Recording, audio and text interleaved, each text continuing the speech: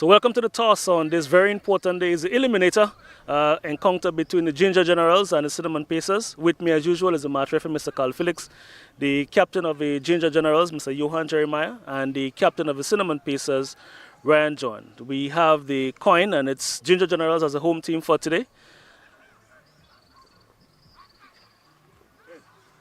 Heads is the call and it is a head. So Ryan, you have won the toss today, a very important match. What is it that you decided to do? We'll have a bat force. Bad force on this eliminator. Taking the long road to the finals, you believe that you can get there? Yes, definitely. The decision to bat force is obviously to put them under pressure. Everybody know how scoreboard pressure deals with. So yeah, just let's see how it goes. Any changes to the team for today? No change. No changes. As I say, don't change the winning team. Congratulations and all the best on this very important encounter. Thank you. I'd now like to invite the captain of the Ginger Generals. Johan lost the toss today, an important game. How was he feeling in the camp? I think it's a good feeling, it's just for the guys to come out and execute the plans today. If you have won the toss, what is it you were going to do? I also was going to have a bat. I don't think the wicket would change that much, but nevertheless, it's just for us to come out and restrict them on 100 and then look to get that runs. Long road to the finals. You believe that you can endure? Yeah, definitely. The tournament is designed for Ginger to live the championship this year, so I believe everything is taking its course. All right, congratulations. We look forward to the encounter. So the news is in the middle. Cinnamon Pacers has won the toss and will bat in first. Well, it is down to the business end of this year's Spice Isle Dream 11 T10 tournament. And we've seen some really outstanding cricket. We've had some really exciting matches. But it all boils down to this, the playoff rounds. And two teams going to face up to each other, looking to see who would be the first to get in to the next round. It is the Cinnamon Pacers coming up against the Ginger Generals. Welcome everybody to the Lasajas playing field, and we are here for yet another game of the Spice Isle Dream 11 T10 tournament as we get into the semi-final stage where teams that lose, they're going to go out. With me, Ashley Cummins, and we're going to bring you the first set of action in today's match. Good morning to you and good morning to all listeners, all lookers. And it's what a place to be. I've had a look at the wicket. I don't think it will play any different to yesterday. I got a little bit of juice in it. The bowlers will have the safe for a little while. The batters just got to dig deep inside a day, as I said yesterday. Once you dig in deep, once you stay inside it, you're going to get a run. So what you put in, that's what you're going to get out from this wicket. With lovely sunshine, a nice breeze blowing, it's a wonderful, beautiful day, the day the Lord has made. Glorious day for cricket. Well, the Cinnamon Pacers, they are asked to bat first. And we're going to take up the action with Laurie Williams. He's going to start off the bowling for the Ginger Generals, and he's bowling from the pavilion end.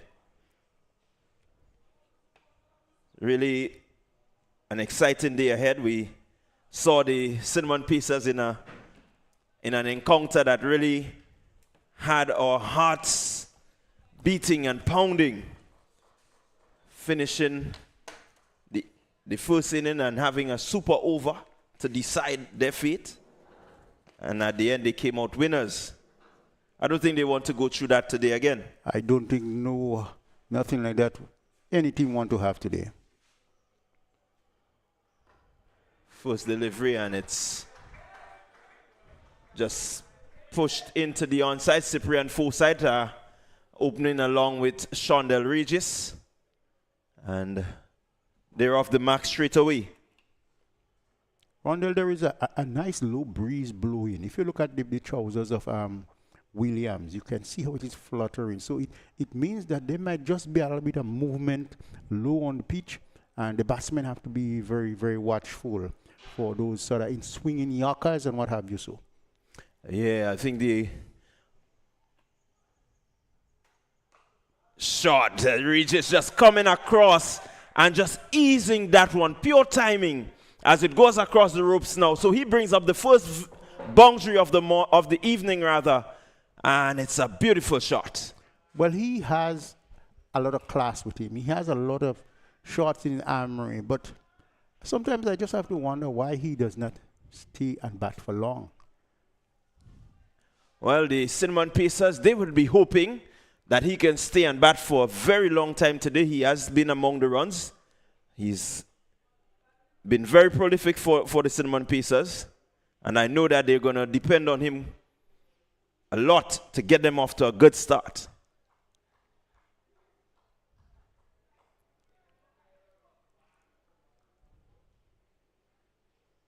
But the bales are down. It's a strong breeze, picking up nicely. Smart bowlers will use all this with their skills to get movement and what have you. Again, Regis cutting well, but straight to the fielder. And Gerald Jeremiah is in the way. He can't get it past. You notice that they fortified the square region there just to make sure that that shot, Regis doesn't really get it, forcing him to go up and over. Yes, a little bit of attack in there. They got to sleep the cover and the point. They have them there and all encouraging the bowler to just throw it outside of there.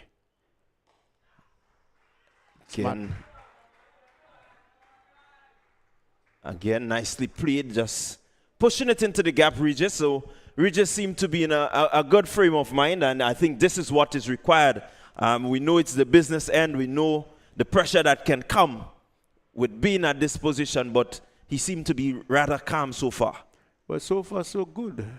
Understanding that he has to bat for long after getting a boundary, and now you can see dropping it and calling for the quick single. This is good cricket. Good start.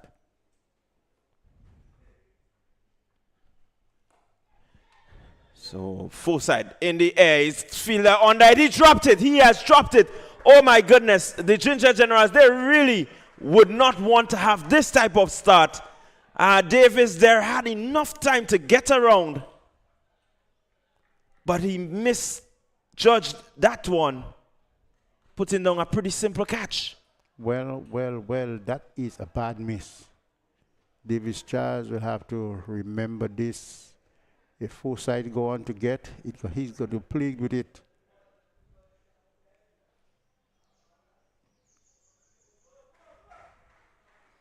Ken Williams just scrapping the batter there for room. Ball hitting the pad and going out for a leg by.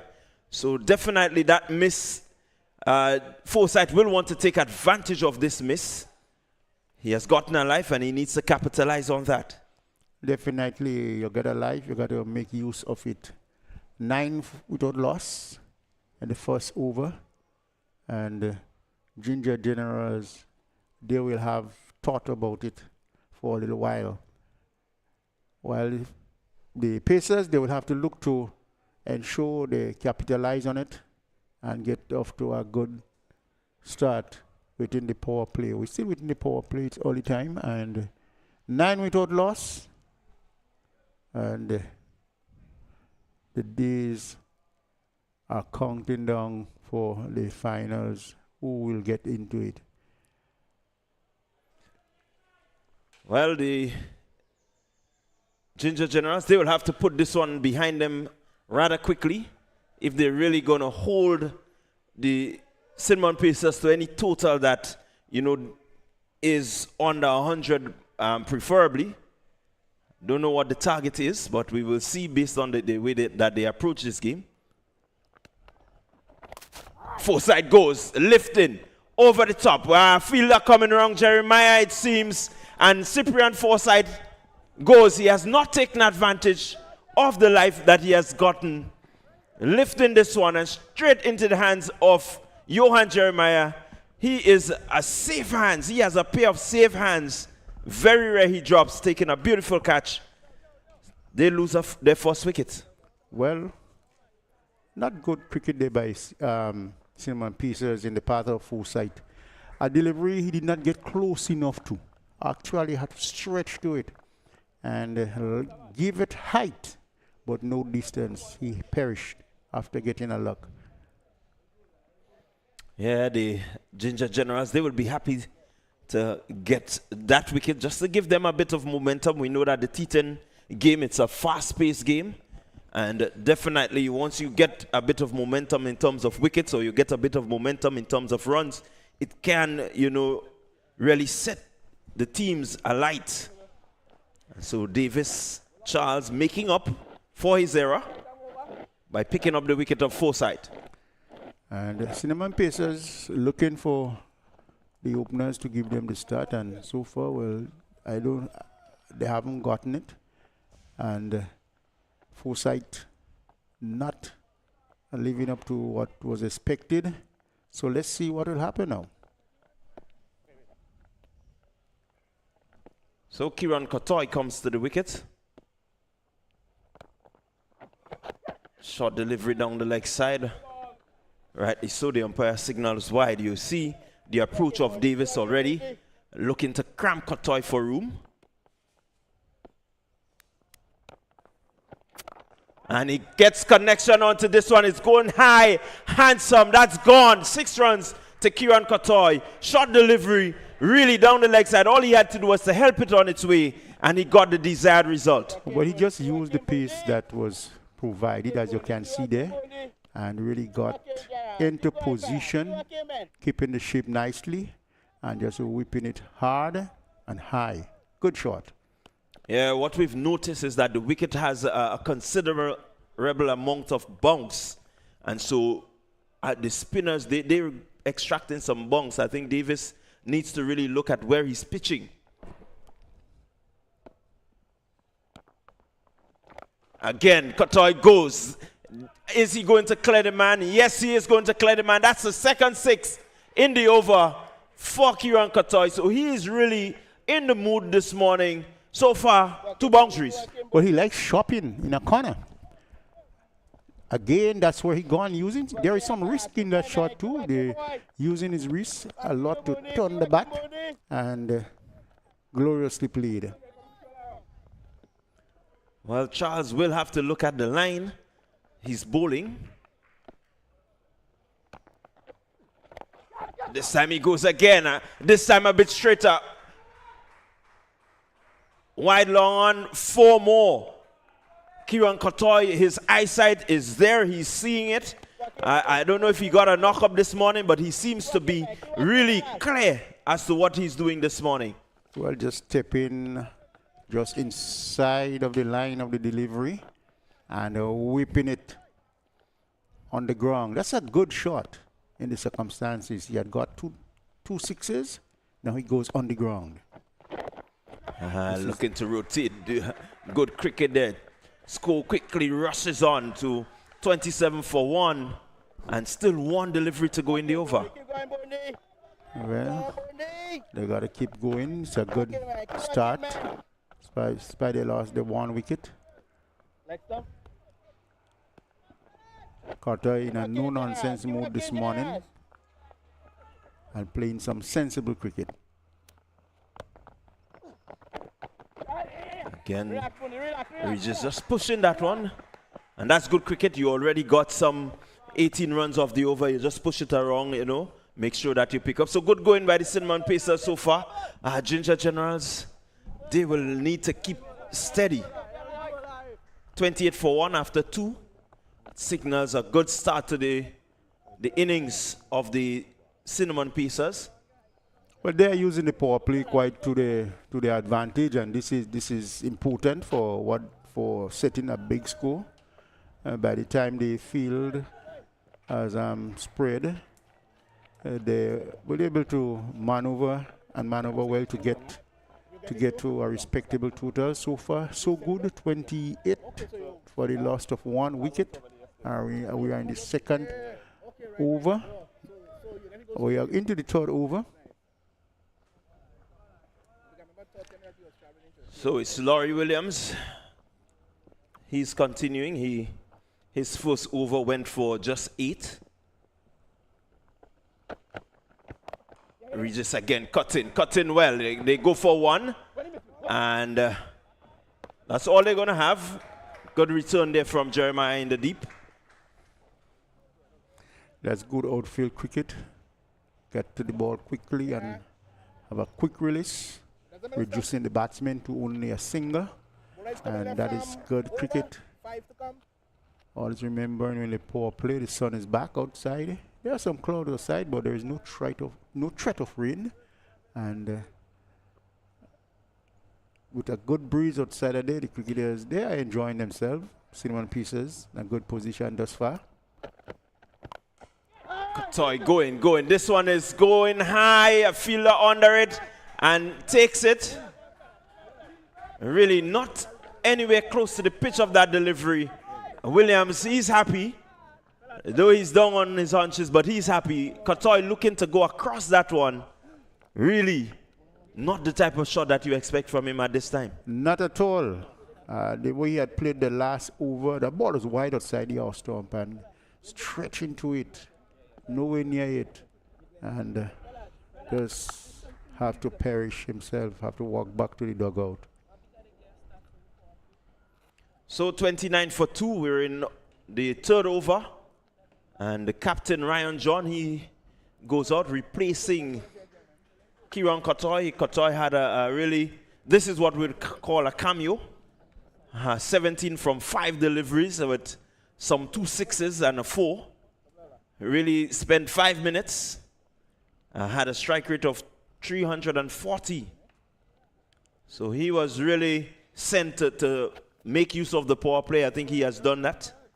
And let's see the approach of John and Regis and the rest of the Cinnamon pieces from here on in. Well, they will have to settle themselves. They remember we're still in the power play. They still got to look for some quick runs within there and see how well they could settle themselves and take the Cinnamon pieces deep into the 10th over.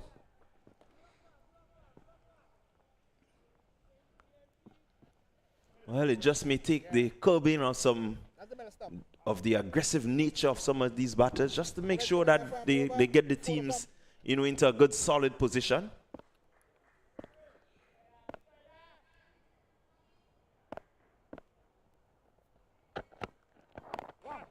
Yeah, Jahan just tucking that one there onto the mid-wicket, short mid-wicket.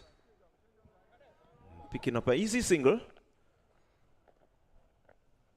I think he would back himself to stay out there as long as possible, John. Well, 2 batsmen need to really stay in there and bat. It's quite early. 30 for 2 in the third over.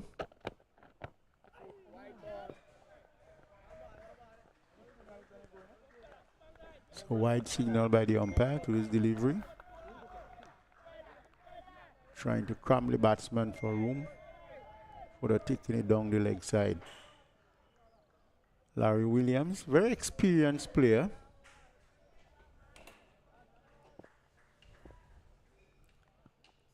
So he's going to need all the experience and bring all the experience that he has.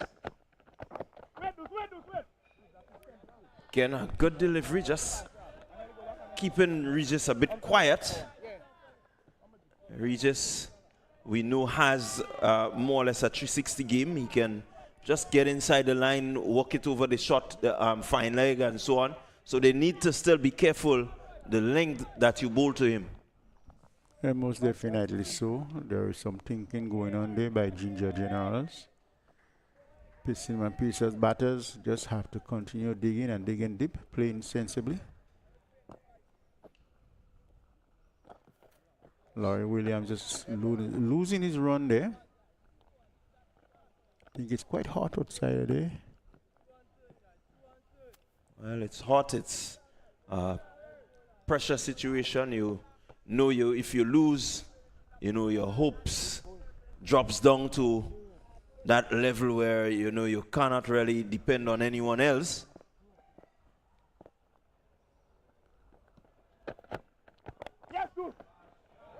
This one is just whipping it through back out of square, and it's going to go into the boundary now. Regis really looking in good touch. That's a very positive cricket shot. Just watch the ball all the way onto his bat and just whipping it nicely on the ground. All flowing on the ground and just rolling over the boundary for a welcome boundary 4 runs. Yeah, the score moves on to 35 for 2. We're still in the third over. Again, cutting well. This time it goes past the slip and down to third man. The third man fielder up in the circle. 4 more runs to Regis. He pushes on. He's on to 15 from 8 deliveries. Cinnamon Pacers 39 for 2 after over number 3. A well calculated shot there from Regis. Pick up the line of the ball well, knowing that the slip, the gully is a little bit wide. The third man is vacant, and he really had placed it nicely. Beautiful shot down to the boundary. It's a good over for Cinnamon Pieces. And Randall, we are getting ready tomorrow for celebrity cricket. Yeah, well, there's a big charity game on here tomorrow. It begins at 5 p.m. right here at the La Sagesse playing field, and we're going to see a number of celebrities taking to the pitch to play this charity match. Going to have some big names, and I think it's something to look forward to. I can tell you that a few of the players, especially on the celebrity team, I know them pretty well. You have persons in the likes of Kendall Ledneck George, Casimir Peck Jones, well, Jalen Boise Olive. You know Jalen played cricket for Grenada. Yes, yes. Yeah. You also have Shondell Amede, the Dash, and he's one of the players that played cricket for GBSS while he was at school. You also have Kelshon Hazard, squeeze head. Played some cricket at his primary school. But it's Ronald Williams bowling to John, who just drops it forward there to the point region and picking up an easy single. Still watchful, John, not really played any shot in anger as yet. He will take his time, you know, get the pace, make sure that he gets that in there in a good position. 40 for 2 in the final over of the power play. So he more or less will feel that they have done enough during the power play and now would want to set himself. So the celebrity game, as we were saying, quite a few names to look forward to. Honorable Ron Redhead, Senator Nolan Cox will be part of the celebrity team. And when you look at the coach of the celebrity team, it's none other than the Spice Man. Regis hitting this one straight to Jeremiah. Jeremiah just easily picking up.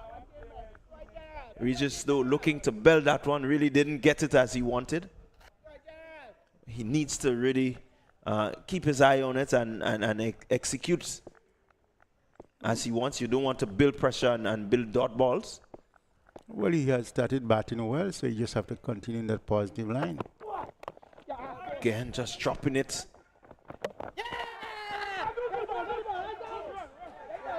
And they're going to get one for the overthrow. It's going to be important to see. It's going to be important to see what happens as we go up to the third umpire. I know the Ginger Generals, they will be happy to see the back of Regis. We just got to take it back again. Let's see where the bat is, the time the ball hit the stump. It's going to be close. It's going to be tight. It seems like he's in. It's really, really close. Yes, we just have to get it just a little slower. May just need to slow it down a bit. No, he has reached in there. He's in. He's in. Yes, but getting back to the celebrity team, when I saw Jalen Boise Olive, I had to smile. He was a captain, former captain of Grenada under 15 team. I remember coaching that team going to Trinidad. The Windward Islands tournament was held in Trinidad. And boy, it was a ball of a time on that plane with that young man. Soca in the place, on the 15. He was under 15. So when I listened to him at his level now, oh boy, I always relish those memory moments. He's a good batter, likes to hit the ball a lot, and he can bowl. Well, Ronald Williams, that is, continuing. Bowling to Regis, who just whips this one into the gap between the fine leg and the backward square. And 4 more to Regis. He's doing it and doing it in style. He rushes on to 21 of 11. And the Cinnamon Pacers 46 for 2. 2 deliveries remaining in the power play. Well, he looks so elegant when he bats in that mood, rather than trying to hit over the top. Yes, he do look well hitting over the top, but when he bats in that vein, he really looks elegant. Yeah, that's the type of player. He is a classy player, and once he spends time at the wicket and does the things right. Williams. Slower delivery. Regis just pushing that one. Looking to pierce the gap. Fielder doing well. So good cricket out there. No, there's a lot to play for. These teams, they want to see who would be the first to get into the finals. And every game here is very, very important. So we want to continue with the celebrity match, and we're talking about the Grenada All-Stars. That's who the celebrity squad will come up against. You have the likes of Sholan Francois, Anisha Thomas,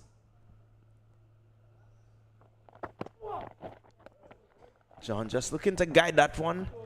Good delivery by Williams to end. So at the end of the power play, the Cinnamon Pacers, they have rushed on to 47 for 2. Looking in a pretty decent position. Though they've lost 2 wickets, but their run rate at 11.75 is pretty good. Almost 12. So that sets them right to just take it deep into their innings. Definitely so. A very good start in the circumstances. And let's hope that he can continue to build on it. Yeah, the GCA All-Stars, as I said, John Sylvester, the very hard-hitting John Sylvester, he will still be looking to belt it around. I saw him a few days ago, looking at the cricket, and man, he relishes the opportunity to be out there. You have Lyndon Joseph, Lashley John, Errol Chetram, Randy Aldridge, Dennis James, John James, Robert Campbell, and they would feature in the GCA All-Stars.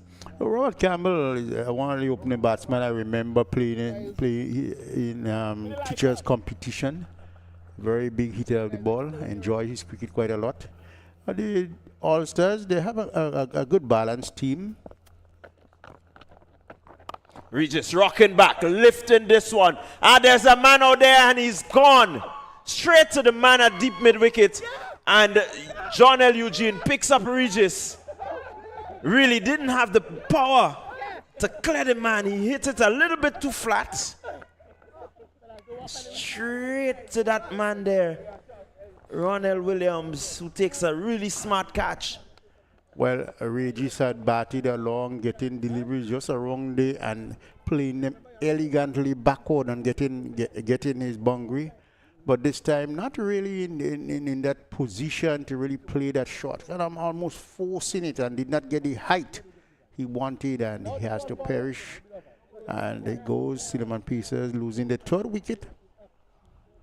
Yeah, he got a good connection, but he needed a bit more power. You notice he timed that delivery. He didn't really try to hit it. I think if he tried to hit it and really dispatch it, he would have gotten the sort of power that he needed. Just looked to place it, and he placed it straight into the hands of Williams. So the Pacers, they lose their 3rd wicket. It's a crucial time. You just come out of the power play. What do you think would be the mode of the captain John there now? Well, he has to stay in and bat deep. he has to take the responsibility to get a respective total. He got a bat deep, but all the way as far as he can get into the 10th over. He's capable, and I think this is what should be going through his mind now. So it's Nkosi Saint-Hilaire getting off the mark right away. The Cinnamon Pacers, their total will move up. It's important that these two stay on bat deep, as you rightly alluded to. They really do need the experience of John and Saint-Hilaire. Saint-Hilaire, we know, can hit the ball a long way. John can hit the ball a long way. So it's just a matter of strategizing, not really chasing anything, I would put it that way, and batting sensibly. Definitely. You got to pick the bowler that you're going to be attacking. And which one of the bowlers would they be attacking during this period? They have to think about that. So the score moves on. At this rate, they're definitely looking. And there they go. They go for one. Ball just slowing up in the outfield. They're going to go for two. And two good-looking runs in the end.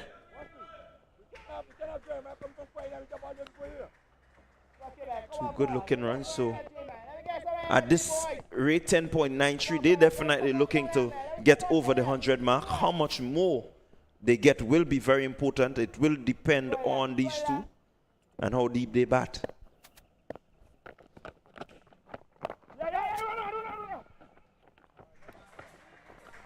Again, good thinking there by Saint-Hilaire, and good response by Charles. Was quick onto it. Good cricket all round.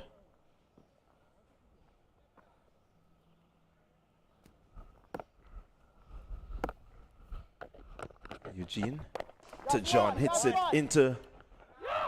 Oh, that's really sloppy work there by Jeremiah. Just going down, that one going through his legs. What should have been one results in four. Well, it's a very casual move from Jeremiah. If you look at it again, look at that. Yeah, very casual and not really getting down in time, and the ball just eluding him, gone into the boundary for four. So with Cinnamon Pacers on what, 56 for 3, a good time to evacuate my seat and bring in Hector. Yeah, the standards that Jarrell Jeremiah sets for himself, he will be disappointed with that bit of fielding, but he has to quickly put that behind him and needs to reset and refocus, because the pressure is on, and we know what pressure can do, especially when you're out in the middle. So the end of the over, the 5th over completed, as we welcome Justin Hector. Yes, good morning, and good morning to viewers and all listeners.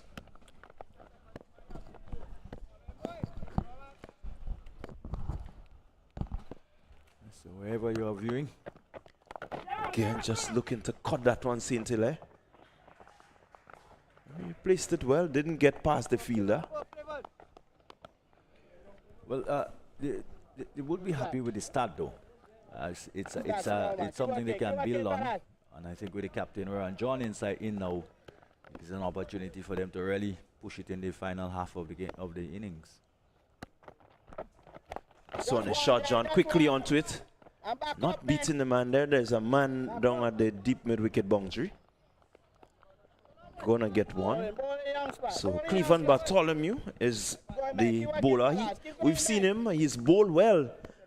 Again, one of our young under-19 cricketers. Going is Saint-Hilaire. Is he going to clear the boundary? Yes, he has. One bounce, 4. So good shot by Saint-Hilaire. Really just easing the pressure there, because it's been a little while they haven't gotten the boundary. About 3 deliveries ago they got a boundary. And it's good to always pick up the boundaries if you're the Cinnamon Pacers. Indeed, you would need to do that. You would want to do that, because they're the business end of the inning, at that point where you want to really maximize, and of course, the Gingers, they will have to really protect that ball. They cannot continue to give away runs like that.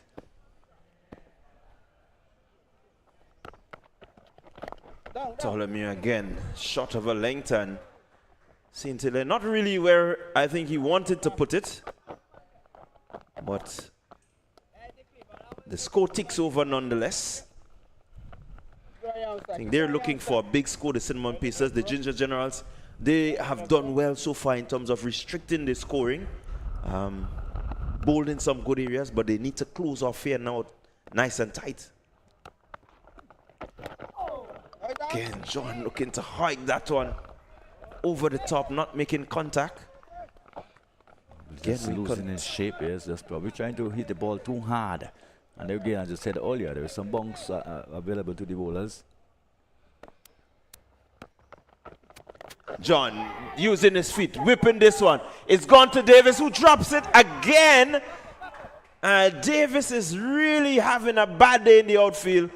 Second ball going straight to him, and he's dropped it. Well, he has dropped a few. If I'm right, he has dropped a few during the tournament so far already. And as I said, I was just making the point, they have to protect the ball, and they also have to take the chances when it comes to them.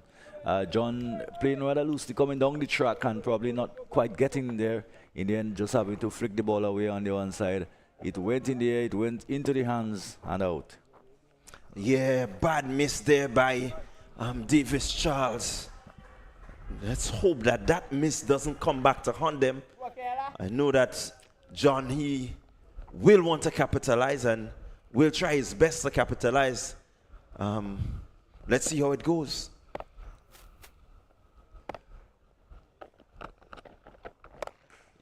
This time he stretches out and really rockets this one past the man there at mid-on who had no chance.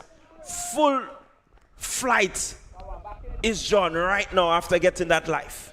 Yeah, there are some batsmen that just don't give a life for reasons like that, because you give them a life and they would really, it will come back to haunt you. Again, hitting well. Yeah, clearing the man there at the wide mid-on, and 6 runs to Ryan John. So of the 2 deliveries that he's faced after he's been dropped, 10 runs. Yes, well, I guess for Charles, every time a boundary is struck or John scores, it must be like a needle in the flesh. Must be, hoping and praying that John will go sometime very soon without much more damage. Yeah, he can really hurt you, John. And so the Ginger Generals, they would love to see the back of him. They will be hoping that he misses one, or somehow he gets out within the next few overs. Shot again. This time he goes, and no chance for the fielder there at wide long on, and another boundary to John. And the bowler Eugene there feeling the brunt of it now. And John, as we said, whatever is going to happen now, and even in your planning, there are some key players that you have to target. You have to look to control, if you are to control your destiny in terms of the result of the game. Yeah, John really looking to take advantage of that. He has now gotten some 14 runs since he's been dropped. So definitely he's looking to make sure that this comes to hurt the Ginger Generals. Indeed. And they would have themselves to blame for sure. So Eugene under a bit of pressure. 14 coming off his 3 deliveries so far. Can he come back and really get that wicket of John? Eugene again. This time John goes over the man at point. It's going to race into the boundary. So 4 more to John. Really, he's looking to hurt the Ginger Generals. Of course, look at it, just too wide, short outside the off stump, giving John the opportunity to free his arms, and he does so magnificently, hitting it high over backward point, and the result could have only been one thing, 4 runs. So a bit of pressure there placed on the Ginger Generals. The score rushes on to 82 for 3. John again hitting hard. Jeremiah comes wrong. A really good hustling there by Nikosi Saint-Hilaire. He's coming to the danger end and he did exactly what he needed to do. So 2 more to the total. 2 more to John since he's been dropped. And in a tournament where the pass scores seem to be about 100, 110, we may be looking far more than that in this inning. Again, John just pushing that one out. So, really bad miss for the Ginger Generals. They would really need to come back into this game. They want to see the back of John.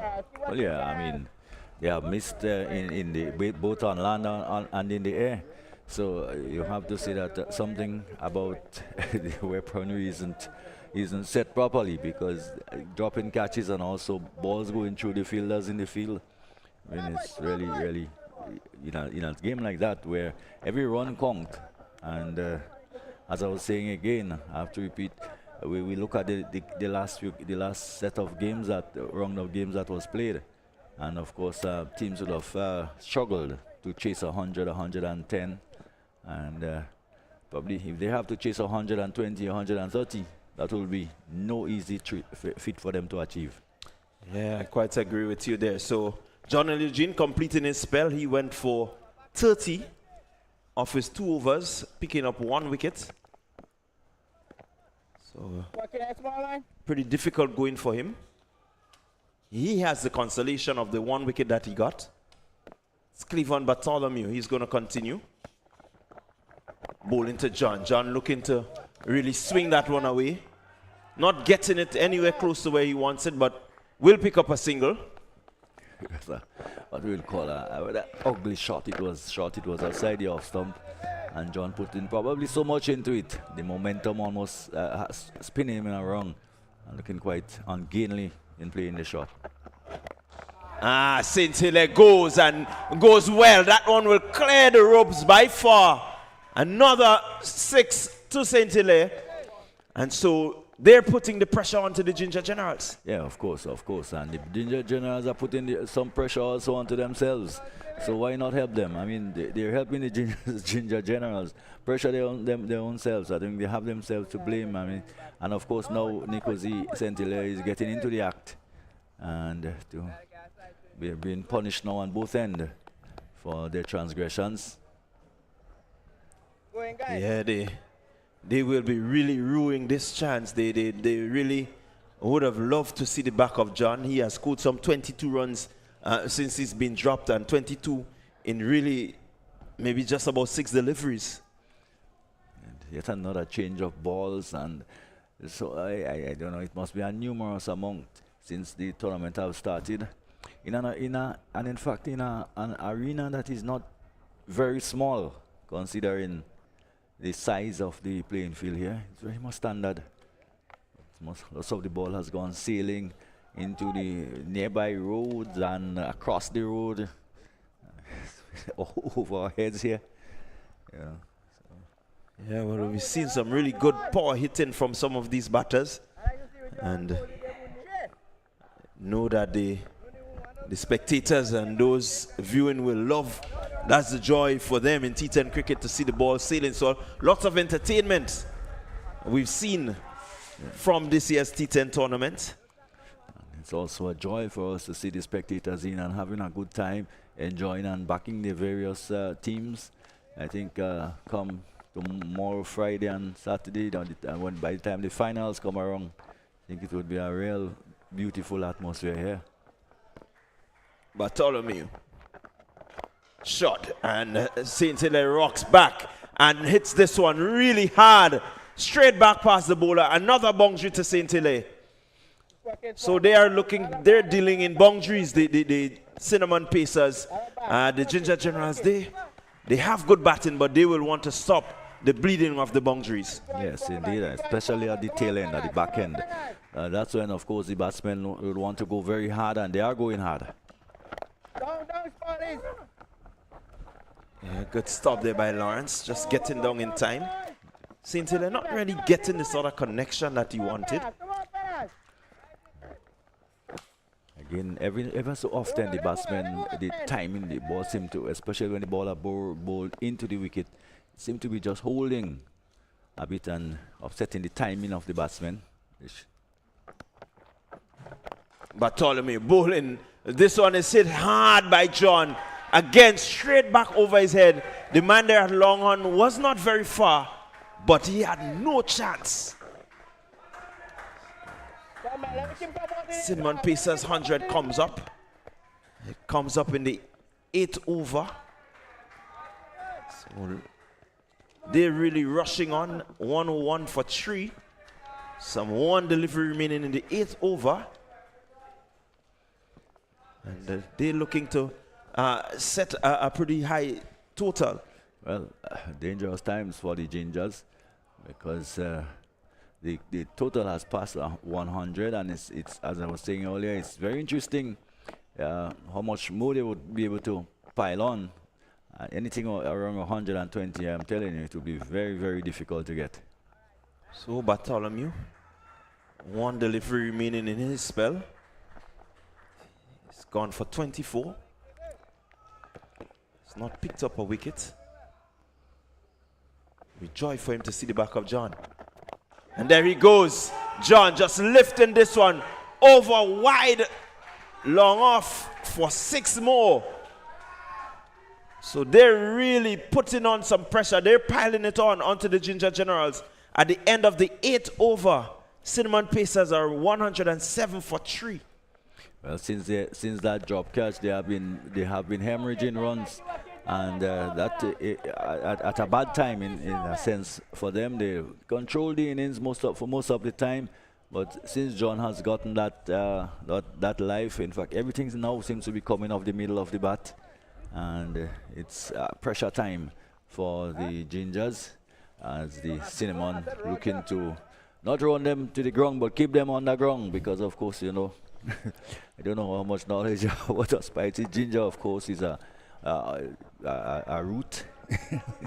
Yes. Yeah, ginger. Definitely the ginger, when it's on the ground, it looks to sprout. So at the end of the 8th over, we said Ryan John, he has rushed on to 41 of 17 deliveries, 5 fours and 2 sixes. He's really piled on the pressure. And definitely, I think that seeing the back of John here will spell some relief for the Ginger Generals. I think if you ask Crow, he'll say, Ginger, all you look for that. Yes, you know, but at the end of the day, you know, you have to really take care of that ball when you're given chances in that type, in cricket, in any form of game, in fact, any form of discipline. You have to take that. And the game have a way of, as we say, turning against you when you do not exploit your chances, when you do not take your chances. It seems like it turns against you. Nothing can go right after that. Well, it's going to be Che Duncan here, and he's going to try his best to bring some much-needed relief to the Ginger Generals. They've been under the pump somewhat. St. Hilaire gets into the wicket and lifts this one. Another boundary. This time he's gone out the park. And somebody has to go to the road to get this one. St. Hilaire is on the move. He's not holding back. 27 of 10. Of course, that was hit me please offered up by Duncan. It was short, it was slanting down the leg side. And all St. Hilaire had to do was to just get inside it, shift inside the line, and just go with the flow, pick it up and hit it out of the ground easily. And it's as I was saying, it's so easy. All these guys just hit these balls way out of the ground. I wonder if it's the piece of lumber that they carry in their hand. Well, these bats, the modern day bats, they tend to hit that ball very far. The bowlers always under the pressure. Of course, these are two big bodies out there now, John and his St. Hilaire. Two very muscular guys. John taller, St. Hilaire shorter and a little stocky. St. Hilaire goes. Just looking to change over the strike. 1 more to his total. Really, they've been brutal to the bowlers of the Ginger Generals. So the Ginger Generals haven't done badly inside the circle, but when it goes out of the circle on the perimeters of the boundaries where they have transgressed most of the time. John, under this one. Does it have the legs to reach to the field? No, it doesn't. And they cross for 2. So when the luck is going with you, it really is going with you. Miscue from John. It went high into the air. None of the fielders could have really gotten to it. It dropped in no man's land. Yes, well, when it's going for you, it's going for you. It's even when you mistime it, it's not timed well enough to get to the field. Well, sometimes it's better to mistime it because when you do, it will not get to the fielders in the deep. So the Pacers, the ride seemed to be with them, the luck seemed to be with them, the momentum seems to be with them. Are they going upstairs or something? Yeah, just looking. Did he have anything behind the line? That's the question. Yeah, I realized that too. Thank you. You're very close. Indeed, he was very close as he pick it up through the microphone. He was got pretty close to going over. At least you have to have something behind the line to be legal. He was just on that occasion.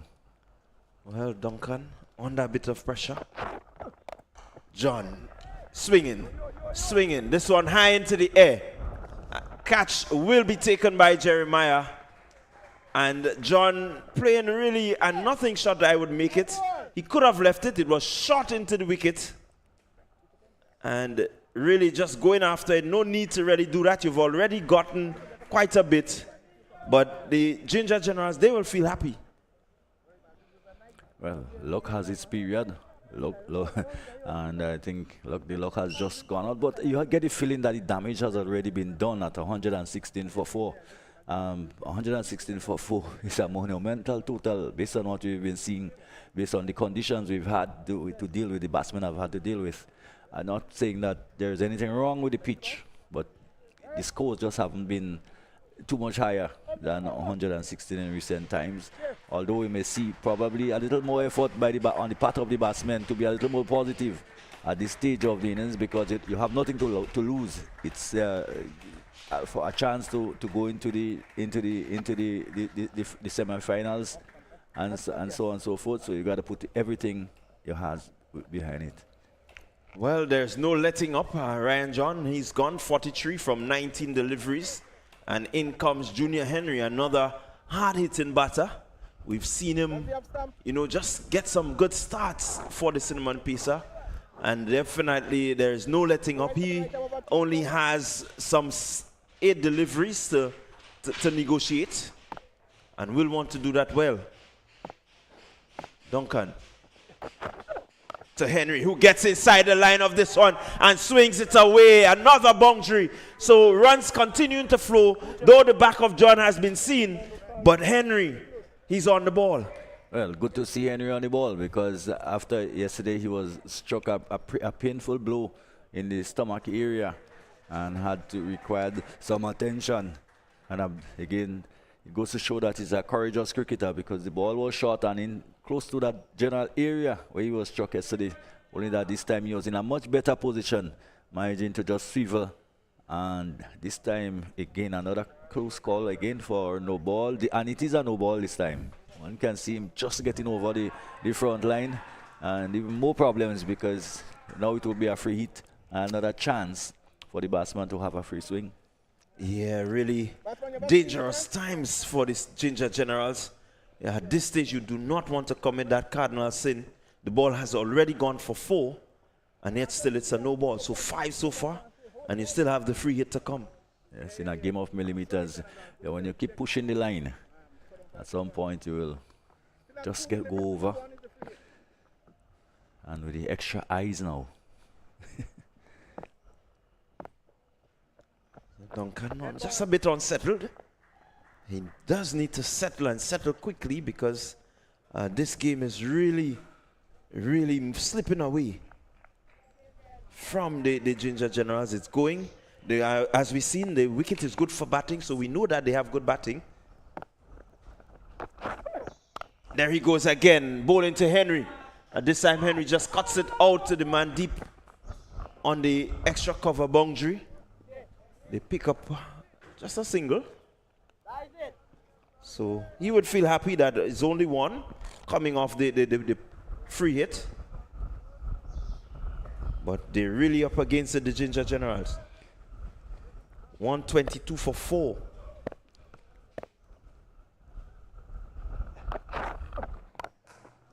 Duncan, slower delivery, crashed into the offside. Nkosi Sentile, he continues to be on the charge. Beautiful shot. He waited just enough, picked the gap, and got the result. You just can't float it up like that. You got to really get it in good areas. As soon as you miss your mark, you will be taken for runs as it is in there, and especially at this stage where batsmen are looking for those type of deliveries to capitalize on. And we're entering now, as I said, the very, very dangerous area. So it means that Cinnamon should surpass 130. So probably they will be maybe closer to 140, which will probably rank with one of the higher totals that teams have made during the tournament so far. And we know it will be really, really difficult despite how well the bat chasing that total down. Well, the 9th over has been completed. Scored 126 for 4. We have the final over of the innings coming up. Ronell Williams, he is coming from the road end. And Che Duncan completing his 1 over. Got the wicket of John, but he went for 19.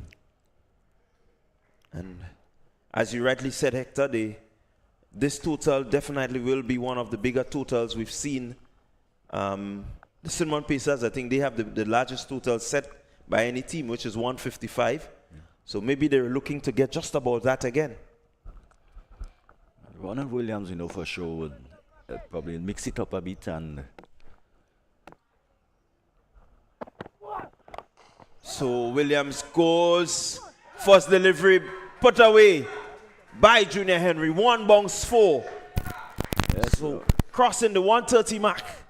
Of course, and started with the variation. Whether it was a good idea, it's another story. But batsmen are looking for that now. They're expecting it at this stage in the inning.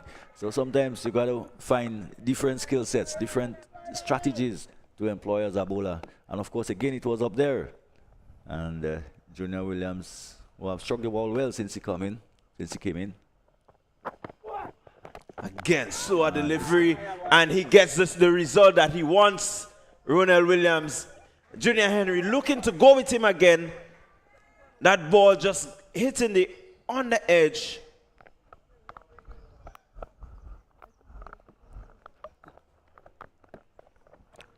Very good to see these young players.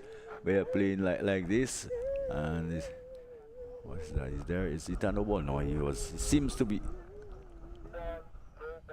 So Henry survives. A no ball by Williams. Really, again, not what you want at this stage. So close. So close. The carnage set to continue by Junior Henry and the Cinnamon Pacers. Williams committing that sin of going past the front crease. Where he should have had a wicket, he now has a free hit to contend with. And such beautiful skill he used to fox the batsman into this shot, all being undone by the fact that he didn't stay in the area that is designated for him. We need to extend that bit on the boot. Well, he has to come back. He's a tricky customer, but the pressure is on. Slower delivery again, and Henry looking to hide this one somewhere out the ground. Misses. I think he needs to do a stretch because that might have stretched all the muscles in his body. Yes, well, he has emptied the kitchen there, threw everything at it, everything out. And but he should have been looking for that, expecting it from Williams. Williams has shown the propensity to do that for the duration of the tournament. And so far, I don't think he had bowler on pace delivery. All of his delivery has been pace off. Again, just looking to set himself. Wants to be clear in his mind what he's going to do. He knows that the batter is looking to get after him. So, again, it could be a nice little tricky situation to put off the batsman. You know, you see players using all sorts of trickery to get, you know, ahead on the opponent. But we haven't seen Junior inch across towards the off stump to combat that. Again, Williams really, you look at him and how composed he is. You really have to give him credit. He's bowling an excellent over so far.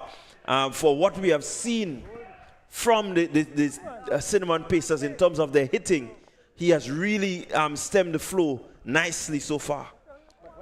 This is where Henry now, as I was saying, need to probably just inch across towards the off stump, and so that he can get in line with the ball. And maybe that is what St. Hilaire may have just said to him, but he's been drawing away towards the onside. On-pace delivery, but it's a wide.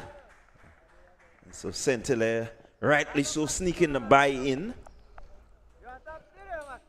He's trying to get Henry off strike. Henry has an opportunity to compose himself while St. Hilaire takes on the responsibility of trying to get the Cinnamon Pacers close to 150. Three deliveries remaining. One could see St. Hilaire far way across towards his off stump far more than Henry was. Maybe more depth at accessing the delivery.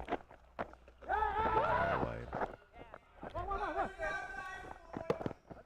Again, a wide delivery. And they're going to go upstairs. Is he walking out? Batsmen out there in a quandary because St. Hilaire wants to be on strike. Henry, in his mind, wants to take every run that is available. Looks to me like he wants to go out. We shall see, yes. Good work by the bowler. Good job there by Ronald Williams, just really doing well to pick up that wicket. And as we said, it's been a tricky situation this over, but it has worked out in the Ginger Generals' favor. They've sneaked a wicket in. And more or less, they still have 3 deliveries, but Williams has controlled well. Has given off the wide, but luckily has picked up the wicket of Henry. Yes. Yeah. So you see Sherman Lewis coming out. And we know Lewis has the ability to hit the long ball, can use the long handle. And so, more importantly though, St. Hilaire, who has been set, he's been out there for a while, he will be taking strike. Of course, the objective of Lewis would be to ensure that St. Hilaire face the majority of the deliveries coming down to the end of the innings. St. Hilaire going. Jeremiah looking to just bring it back in. 6 runs to Nkosi St. Hilaire. A full delivery, getting the full treatment. Probably Jeremiah could have done a better job there on the boundary. Got both hands to it, a little bit inside, but probably the height of it. In fact, all he did, it was Duncan probably down there. All he did was to push it over the bar at the end of the day. And probably could have done a little better. Probably just misjudging the height of it.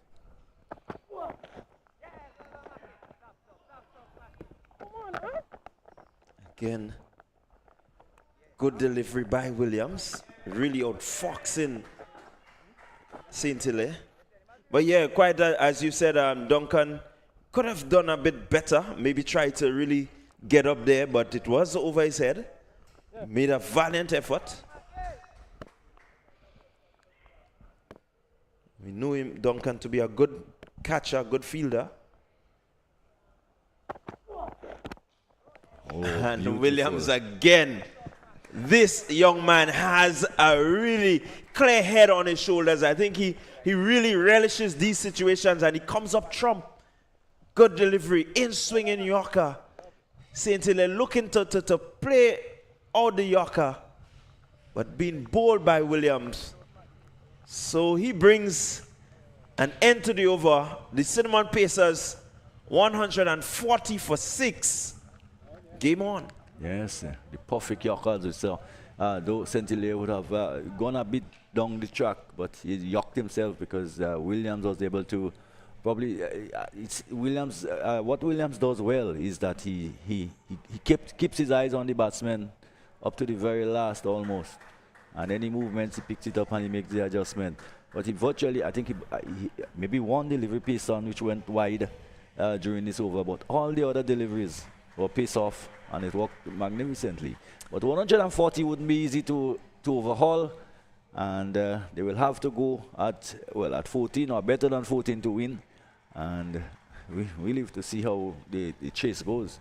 Well, just to give you a rundown of what took place, the Cinnamon Pacers batting first. They started well. They lost their first wicket, Cyprian Forsyth. He was caught. Johan Jeremiah bowled Davis Charles for 3. Shondell Regis looked to get off to a good start.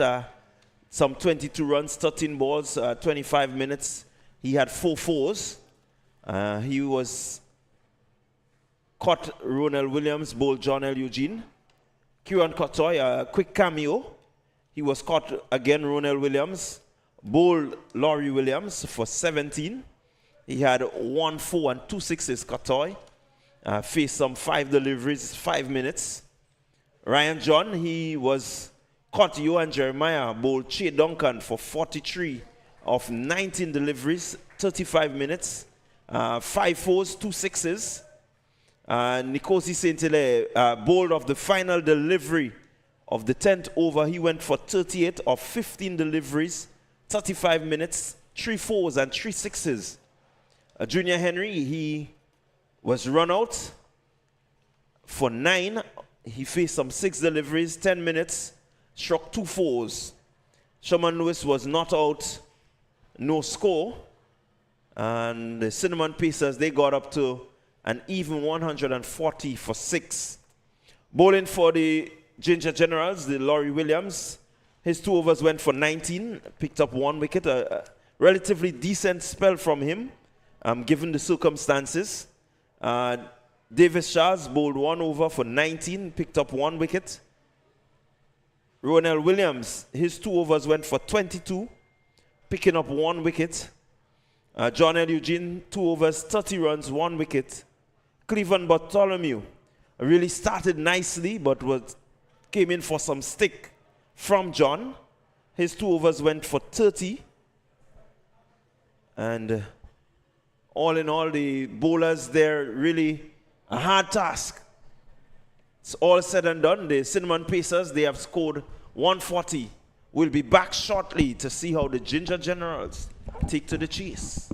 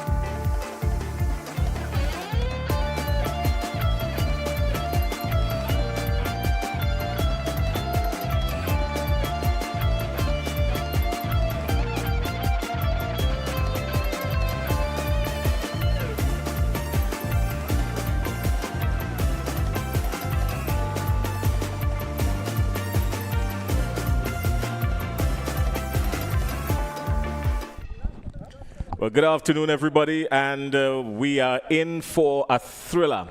The news is the Cinnamon Pacers, they've racked up 140 for 6. Now, the Cinnamon Pacers, they have scored at least 155 already on this ground. They are no strangers to big totals, and when they get above 125, 130, it generally ends very well for them. Today, however, it's a different story. There's a lot on the line. Playing for the championship or playing en route to the championship. This is the eliminator stages, so they will want to make sure and defend properly. The difficulty that they will have will come from the Ginger Generals. The Ginger Generals, they have known to have some good depth in their batting, Clyde. And they've got the Lawrence brothers. They've also got Johan Jeremiah. They've got Williams, Raishon Williams, John L. Eugene. Even though, well, that's Cinnamon Pacers, sorry. Yeah, but they've got a pretty good batting lineup. And even though we have the folks like Lyndon Lawrence, who's been explosive, who has been explosive, Gian Benjamin, they could be in for a real surprise here today, Clyde. Yeah, it's really a good lineup of batters for the Ginger Generals. Definitely, the Cinnamon Pacers, they have runs on the board. Runs on the board, we know the scoreboard pressure. So it means that they will be backing themselves. But, as you said, Lyndon Lawrence, Jeremiah Brothers, Gian Benjamin, no rabbit with the bat. Man, we're in for a treat.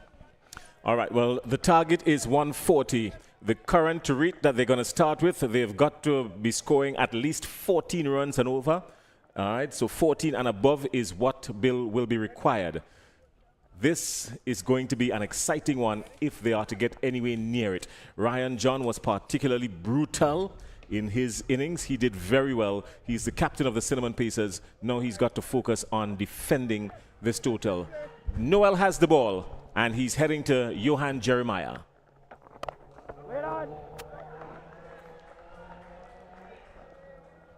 Johan Jeremiah, of course, he's due for something massive. He's been missing out on the runs, and today might be the day, Clyde. Yeah, he really is due for a big innings. We know his ability. He hits the ball very cleanly, but it really has not gone on. Well, this one, he pierced the field with precision. That's typical Johan Jeremiah shot, .4. Yeah, beautiful shot. You look at it, and it's a batsman shot. He got right out to it, quick hands through the line of the ball, and it sped across the outfield. That's the look of a batsman in pink form.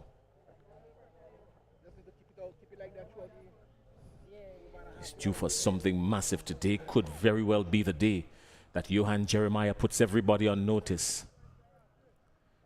He's outside there with his younger brother, Jarrell.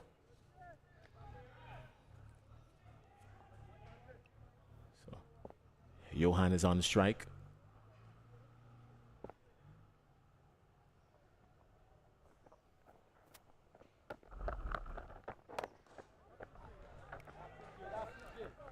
Noel has been mixing it up nicely too. I mean, he has one that he gives a lot of flight that gets a good grip off the surface, and then he's got a quicker one that comes through nicely.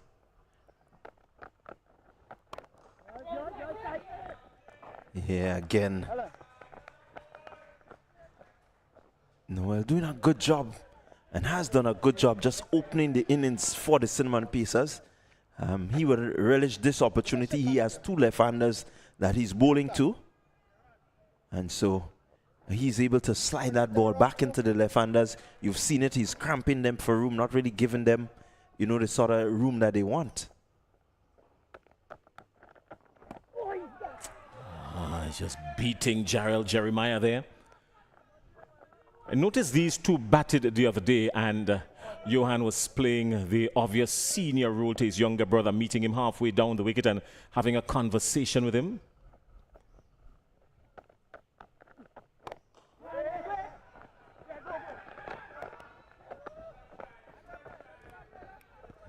Met him halfway down the wicket and had a conversation with him, and, you know, kept him in check for most of the innings. If he does get off young Jeremiah, that's Jarrell, he too can be pretty explosive, pretty brutal here.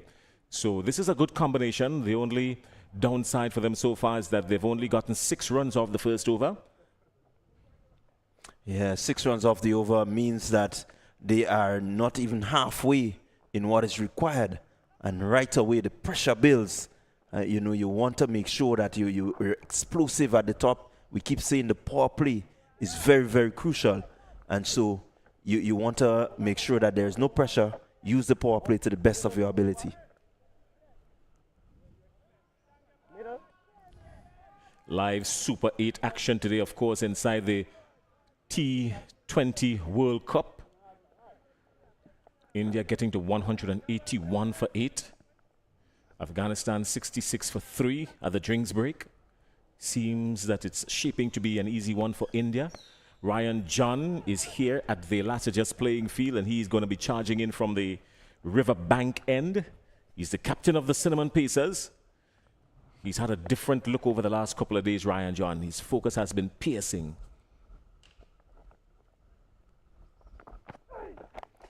He's gone over the infield. Yes, and it goes for 4. Backward a point for young Jarrell. Got a lot of bat onto that one, Clyde. Yeah, rumors given and quick hands. You can see the quick hands of Jeremiah just looking to get after it. No really willingness to keep it down. His intent was to go over the top, and he got a good result. Pressure on the Jeremiah. You know, these two can really hurt you. We know that. And they're looking in good touch so far. That one signal 6.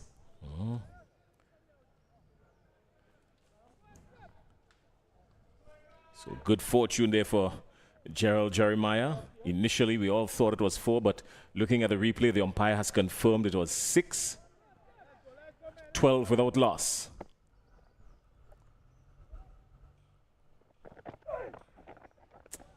He's looking to go again, but this time Ryan John pushing it just a little wide of him. Yeah, I like the intent of Jeremiah there. Looking to really get after John. We know John as a pretty steady cinnamon pacer bowler, but if we can unsettle him somewhat, it will send a clear message to the others that they have to come good.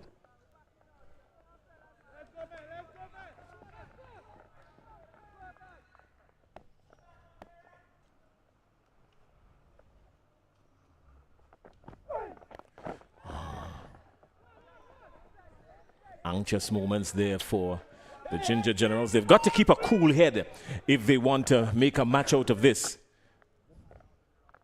Yeah, they must keep a cool head. They gotta be very calculative. It's a score of 140, and so you need to really be thinking. The mind has to work in terms of how you're gonna get it. Your approach has to be one of caution plus aggression, and it's not easy to really get that from batters.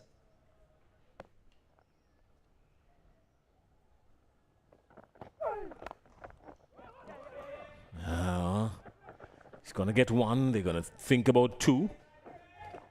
Cinnamon Pacers might think that they have a cushion, but we've seen how fast these cushions can just melt away, so they've got to be very attentive in the field.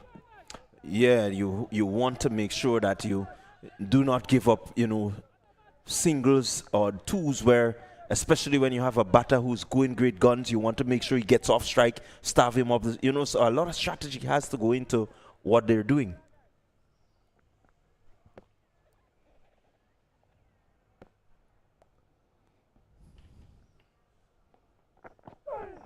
Full ball, driven back past the bowler. That has the disc. Yes, it has the strength on it.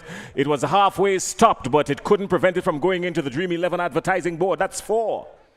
Yeah, again, young Jeremiah looking to be explosive.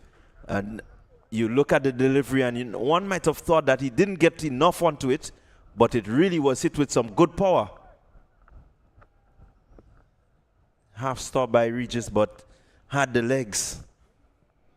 Oh, that brings the physio into action. A feeler down on the ground outside there. He was the one that dived for the ball. We've got to get his name. Who does he look like? Can you make him out from here? Yeah, that's Shondell Regis, number 13.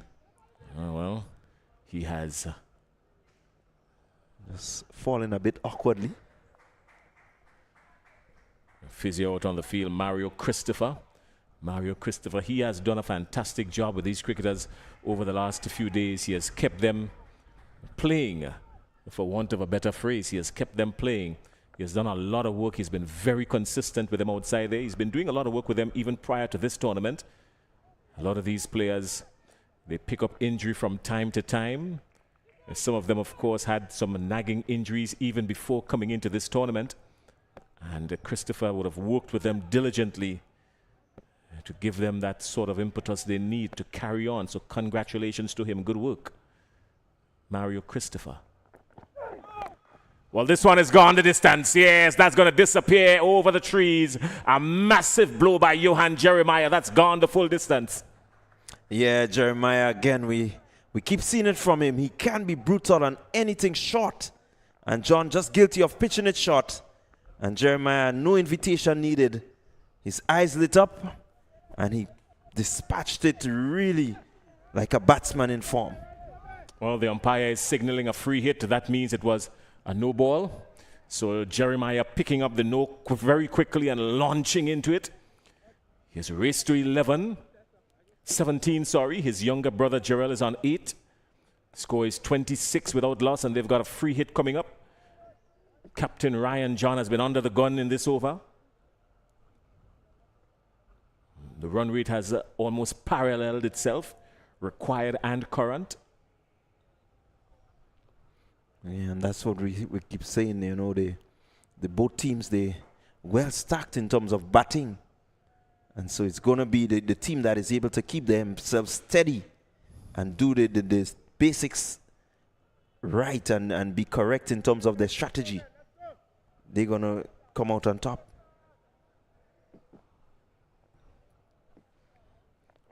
This venue, very intimate.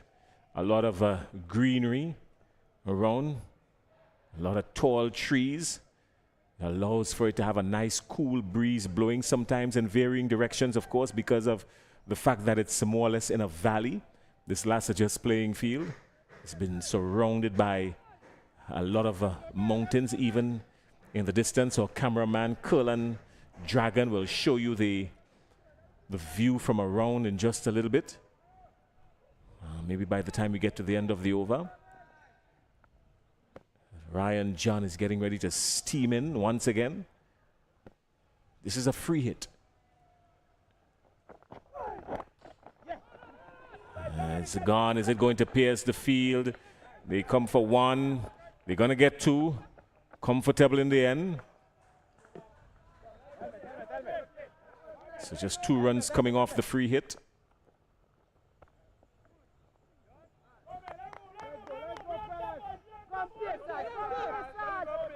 So at the end of the Ryan John over. He's been a pretty expensive customer in this over, Ryan John. He's gone for 22 in his first over. Very uncharacteristic of John. Yeah, very much so. But again, he's coming up against the likes of Johan Jeremiah. And we know that Jeremiah is really someone that has a clear head in terms of his cricket. And so it will be a really good contest between these two out there. Jarrell is launching into Noel. He's taken him. Oh, well, some acrobatics on the field there. Surely they're going to go upstairs for the confirmation. But it was some awesome cricket down on the boundary. And Gerald Jeremiah, his heart is pumping. And we will have to wait. And he too will have to wait and see. Yeah, they feel that they're doing well. Yes. I think he's gone. Oh, the issue is his right foot. After he would have made contact with the ball initially, his left foot is inside, but getting balance on his right foot, whether or not it was touching the rope, is what the umpires are going to try and ascertain. Yeah. That's going to be critical. Going to look at it again. Yeah, that right foot is the problem right there. Not the left. Came back inside, and that all of that was good. But they have signaled now that he's out, so his heel was not touching the ropes, and that was the concern. And the umpire, the third umpire, Umpire Davis, was upstairs. Third umpire, and He made the judgment call with the help of our technical team from TNR Communications. And just like that, the Ginger Generals are 28 for 1. Yeah, really good catching and good awareness by young Maury. You know, he did exactly what was necessary. The ball was traveling over his head. He had to get his balance, and he was aware so good that he quickly threw it in the air. You know, somebody else with that momentum, they might have missed, but he was really well aware of where he was standing and has done really well for the Ginger Generals.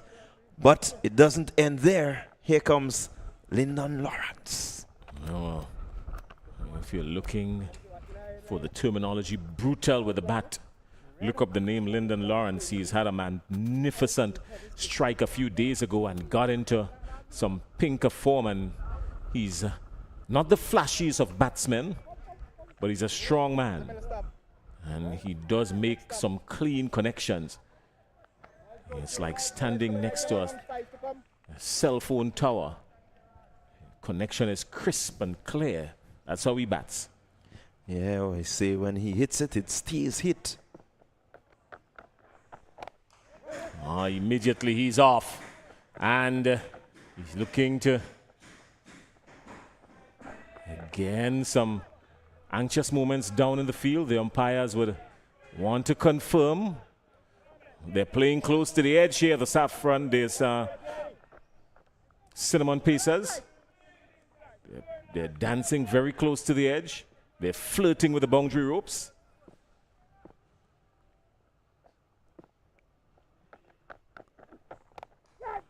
The shout of catch, but it's going to be safe eventually. And goes into point for 4. So Lyndon Lawrence on the attack early. Yeah, as we said, that when he hits them, they stay hit. This one not really coming off the middle. It got the edge, but he swung so ferociously that it beat the man there at point, went over his head and into the boundary. Good afternoon to all our friends viewing online.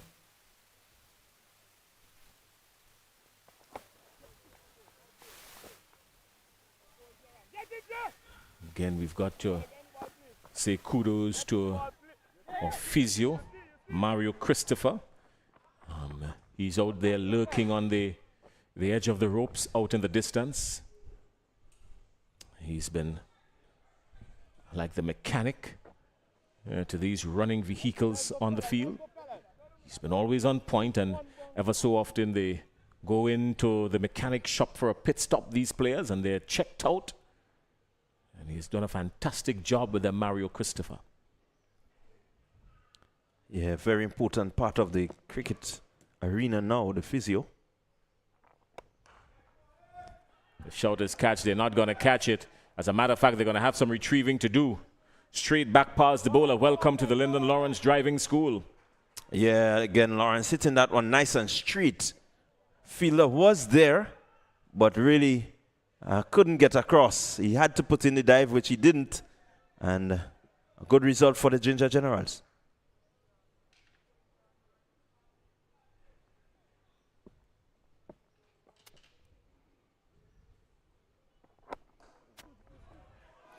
Well, there's some gaps on the onside, and they're going to take full advantage of it and pick up 2. So that's a sensible batting from Lyndon Lawrence and the Ginger Generals. They're working the ball and picking up the singles, turning ones into 2s, and that's good news for them, Clyde. Yeah, really good news for them. They have kept pace with what is required. 42 for 1 after 3. It says that the power play, 1 more over to go, can be very good for them. They're doing it, the business, and doing it well. Good afternoon to Shamel Phillip, Kemlin Douglas.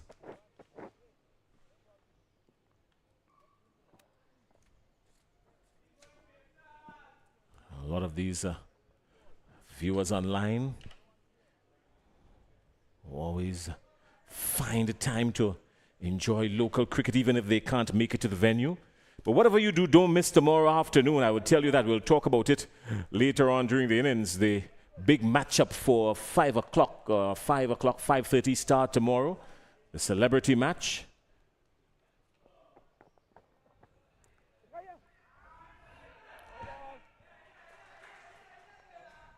Good work by Dana George. Yeah, the Celebrity Squad and the Grenada Cricket Association All-Stars will clash tomorrow. You're going to have some exciting moments. There are a couple of cricketers, a couple of used to be cricketers, and a couple of used players as well.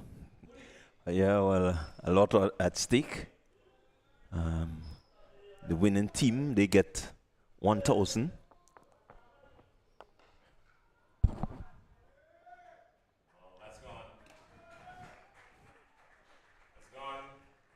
For 4.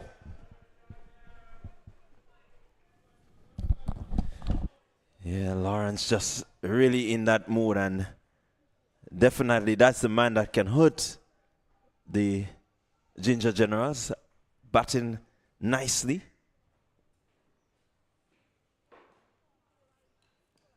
Regis with ball in hand.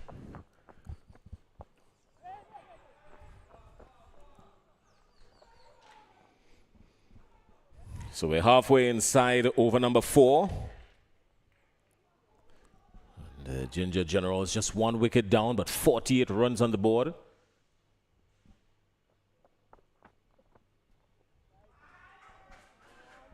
They've kept pace so far. The current run rate and the required run rate almost on a parallel journey. And I'm saying almost on a parallel journey. Just a fraction. Yeah, just a fraction separating them. Minute fraction of that. Yeah, very nicely, evenly poised contest. Definitely, the Ginger Generals will want to take it down to the end.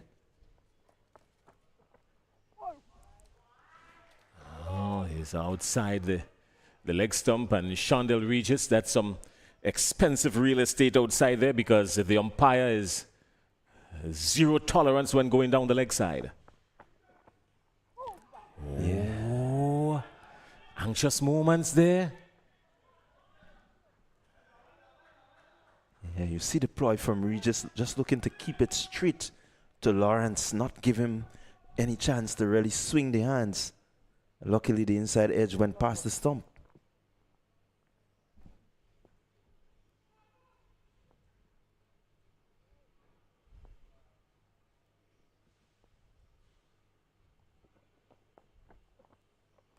Well, he's picked that up. He's picked that up, and it's dispatched with the utmost disrespect. And Johan Jeremiah crashes Shondell Regis for 6 over square leg. Yeah, again, Jeremiah just looking to get inside that one and lift it nicely. Really got good connection onto it. He's not afraid to bring out the slow sweep. And this is a shot that I think he has played and played with good effect of recent times. There are a lot of coaches on social media, a lot of people who engage in watching cricket on these social media platforms. They're coaches in their own right. They give you all the suggestions and why not this. That's how we West Indians do it. They mean no harm at all. They're just very passionate about their cricket. Yeah, when you support a team, you know, you want to make sure that everything goes according to what you have in your mind.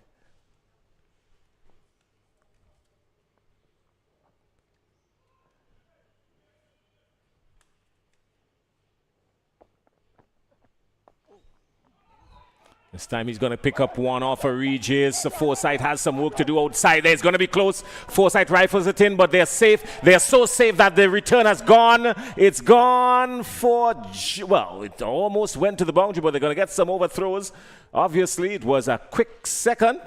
And the strong arm of Forsyth eluding everybody and then overthrows. Yeah, really would have taken some good gathering by Regis to get that one in. Had an opportunity had they gathered it, but all is well that ends well. 60 runs coming off the power play for the Ginger Generals. They're going at 15 and even 15. What is required is just about 13 and a half, so they're ahead of what is required by just a little bit. They've got to maintain it But more importantly, they've got to maintain it without the fall of wickets, particularly in a cluster. Yeah, really, they got to do that. And again, I think when you look at the power play, it's still basically even. The Cinnamon Pacers, they were just around that region, might have lost 2 quick wickets to end the power play, but really nothing between these two teams so far. Oh, Shamel Lewis is on point. 18 runs coming off the Shondell Regis over. He's gone for a few. Johan Jeremiah was not nice to him at all.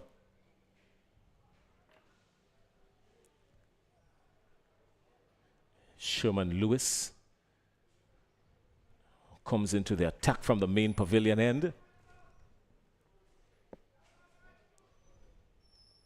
He's got to stem the flow of runs here. A lot of bleeding taking place.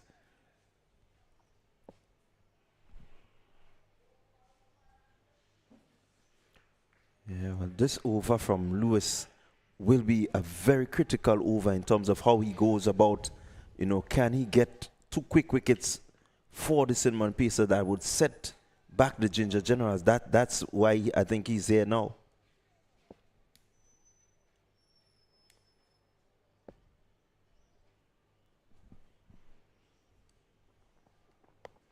He's picked it up. That's going to go the distance. Or will it? Yes, it's gone the distance. So Johan Jeremiah picked him up sweetly, timed it to perfection, and all the way for a maximum.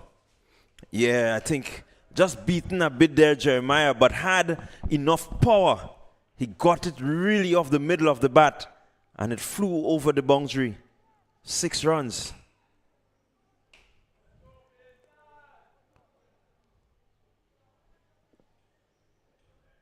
Cinnamon Pacers would think that they have some kind of cushion, but they would want to be very careful with that, because having or thinking that you have a cushion could lead to some indiscretion out there in the field, complacency, and the next thing you know, you're staring down the barrel. Yeah, really, they need to really pull things back, and so far there doesn't seem to have much pressure on the Ginger General batting lineup. They're doing this and doing it well. We've got an interesting one building on our hands between India and Afghanistan. India getting to 181 for 8. Afghanistan in a very threatening position at 100 for 5 in the 15th over. 82 runs to get from 33 balls remaining. That is still gettable. Mathematically, it's still gettable. But you would think that India would have the upper hand here based on their experience and their caliber of players. But this is cricket. We've seen bigger fishes crumble. We've seen bigger walls come down. And anything is possible. Yeah, the game of glorious uncertainties, we call it. 1 minute you're in the ascendancy and 2 quick wickets, or maybe just a bit of momentum, as we've seen. The Pacers, they were going along nicely, but the onslaught from John, I think, really pushed them, towards that total of 140. And so a lot can change, and change very quickly.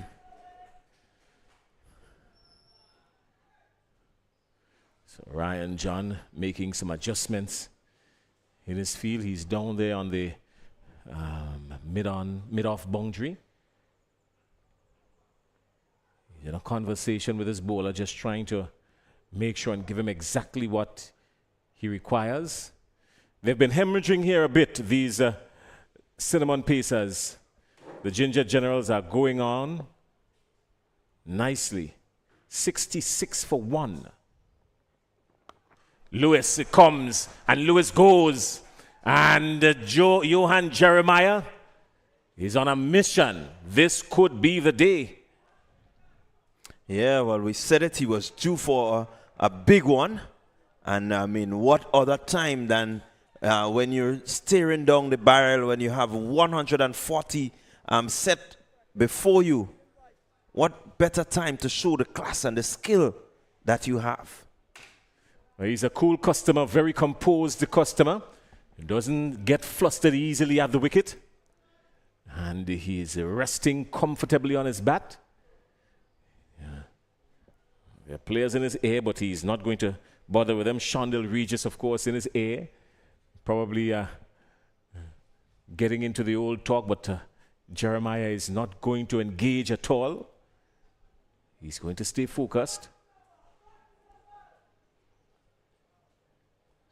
These balls seem to be traveling. The umpires really need to have a good bit of balls available, because they seem to be traveling and traveling rather quickly.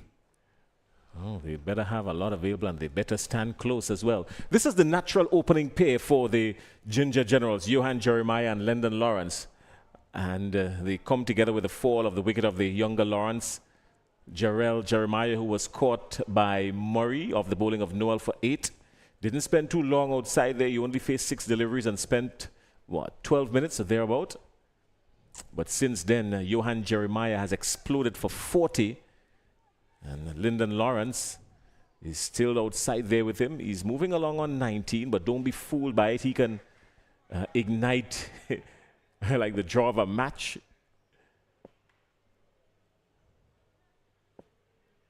Here comes Lewis again.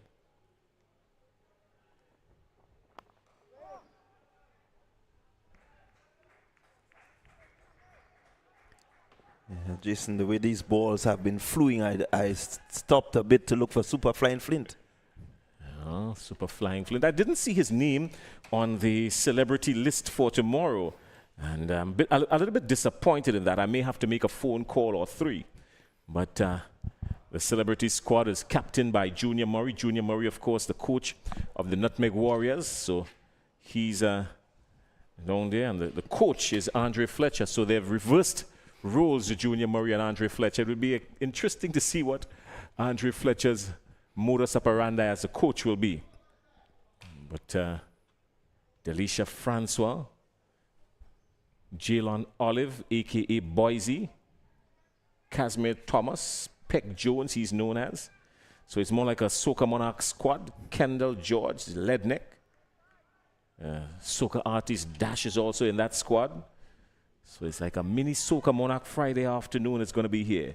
Squeeze Head, Keyshawn Hazard. And from the last delivery, a no ball signal. They've confirmed it. So Lewis again. He's tearing down the barrel. A free hit. And Johan Jeremiah is waiting. Owen Andel, DJ Kingpin. Andel Matheson. That's a good squad, celebrity squad. He's gone with him. He's belted it. But he goes through the hands of Dana George as well. Dana George, one of the safest pair of hands in this tournament. And at that point, well, he wasn't too safe at all. It has rocketed through his hands for 4, firmly struck by Johan Jeremiah. Yeah, really a bad miss there. And these are the things that can cost you a game, you know. That boundary coming up there, he got everything behind it except keeping it in his hands. Celebrity squad is rounded off with Ron Reddit. He's the Member of Parliament for the St. George Northeast. And Nolan Cox, he's a senator in the upper house. He's in Carriacou. He's coming down from Carriacou for the game. Well, look at this. This is carnage. That has gone the distance. Johan Jeremiah brings up his 50 with a whole heaping set of zest. He's at 50 even, and a brutal strike for 6. Clyde, what's up here? Well, it is the Johan Jeremiah show. Ginger Generals, they're on the charge. They're looking to repeat the dosage from what the Cinnamon Pacers dished out. Man, you got to be on point here. It's going to be a cracker. Oh, it is already. I tell you that much. Celebrity squad rounded off by Neelan Pascal. So 2 genuine cricketers in a squad of what, 15? Boise and Ledneck might be upset with me saying genuine cricketers. They would want folks to believe that they are genuine cricketers as well.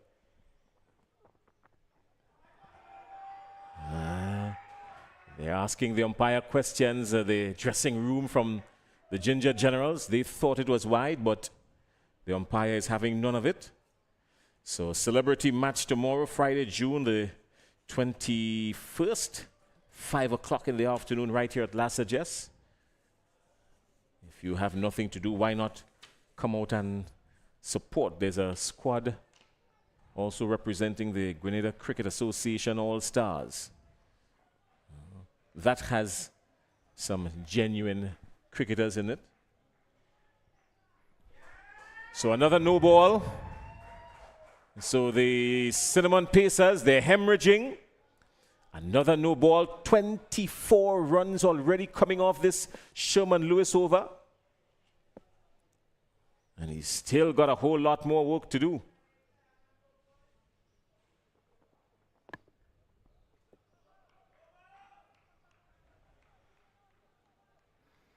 Yeah, really, the Ginger Generals have taken a liking to Sherman Lewis. I think the fact that he's been trying the slower deliveries, not really getting them where he really wants them, where he can cram the bowlers. We saw Ronell Williams, he got the slower deliveries really on point. And so Lewis just needs to maybe compose himself. This is just his first over.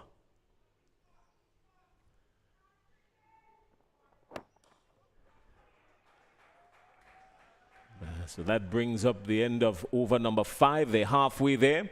The Ginger Generals are 85 for 1 after 5, still requiring a further 56 from 30 deliveries. It's very gettable. 56 from 30 deliveries. The first 30 deliveries would have yielded 85 runs. So if this is an indication of where they're heading and how they're going, they might favor their chances. The current run rate at an even 17. They started off requiring 14, so that's not bad at all. Johan Jeremiah's half-centuried. He's on 51. Uncharacteristically quiet Lyndon Lawrence on 19. Partnership of 57. Partnership coming really quick and fast. We've got to make way for some of our other friends in the commentary booth. We have Ashley Cummins.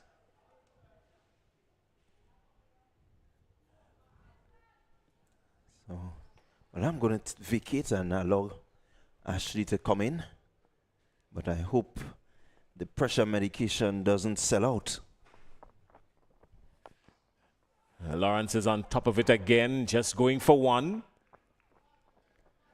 They've rotated the strike nicely.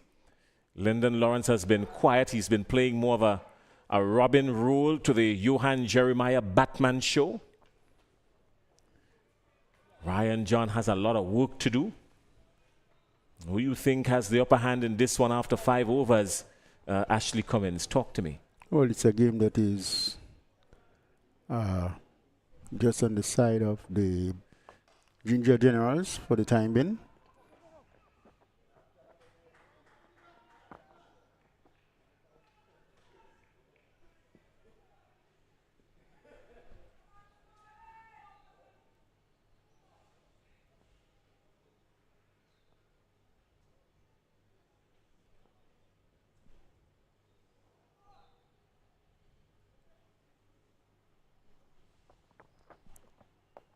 He has spooned this one high. Is it going to go the distance?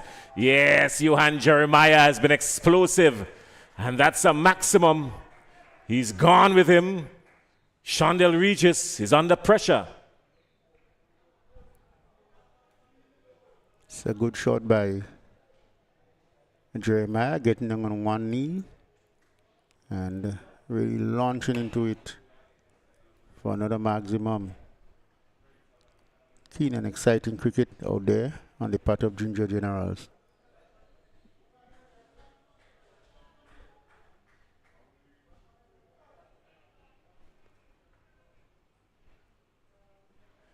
Five and a half overs gone.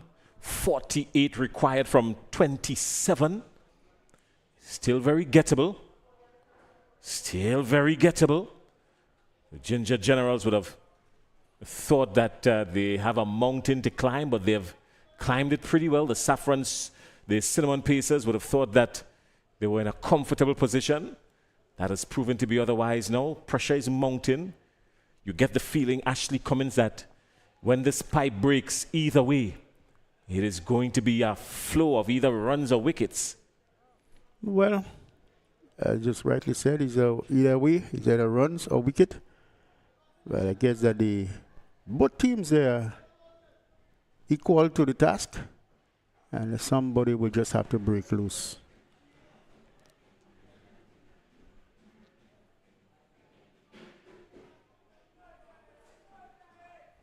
So continuing from the riverbank end is Regis. And as he comes, he goes. Johan Jeremiah sent him into the trees.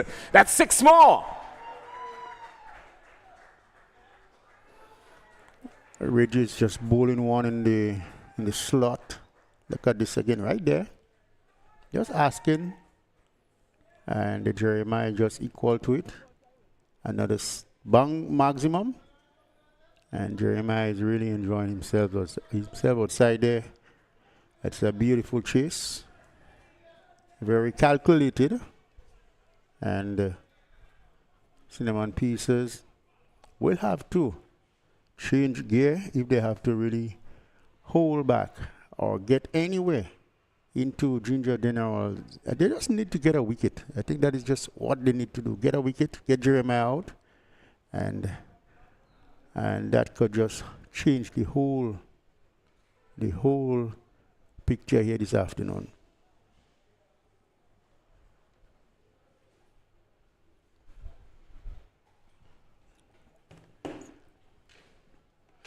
So 46 required, 42, sorry, required from 26. A lot of adjustments in the field from Ryan John. He has a lot of thinking to do. He's got a lot of work to do. And the run rate has rocketed to just under 17.5. So they're going ahead of the run rate by some distance. Ahead of the required run rate by some distance. Johan Jeremiah is on 64. 64, and then there's some more. 64 plus 4 more. So Johan Jeremiah has gone to 68. Well, he's been due for a big one, Cummins, and this is the big one. Well, this is some wayward bowling there by Cinnamon Pieces. This is just asking to be hit, and Jeremiah does that quite easily.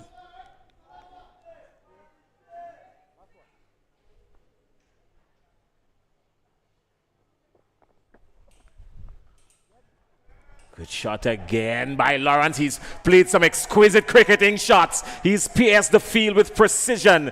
This young man is on fire. Well, again, a ball that is just wide outside your stumps, a nothing ball. It has to be hit, and that's that, getting the correct treatment that is needed. In the meantime, Clyde is checking to see where Johan Jeremiah falls in terms of the leaderboard and scoring runs. I'm quite sure he has moved up into the top half. He's very much up there now. He was always lurking and floating just around that area. So he's quietly up there now, I'm quite sure. He's on to 72.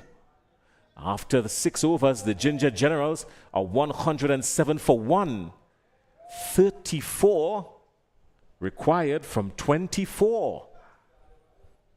It's a game rather getting close into the balance. Ginger Generals all there. Very much, I want to make it ahead. They have just lost 1 wicket. And get to see in the back of one of these batters could just slightly slant the balance. All these bowlers here have gone. And he's gone again. This time Lyndon Lawrence joins the party. 6 runs. Ginger is burning up. Well, the Generals, they are taking control. And taking control is just what they are doing, hitting boundaries. That's where they are dealing. They are dealing in boundaries, and this is not smelling good for Cinnamon Pacers.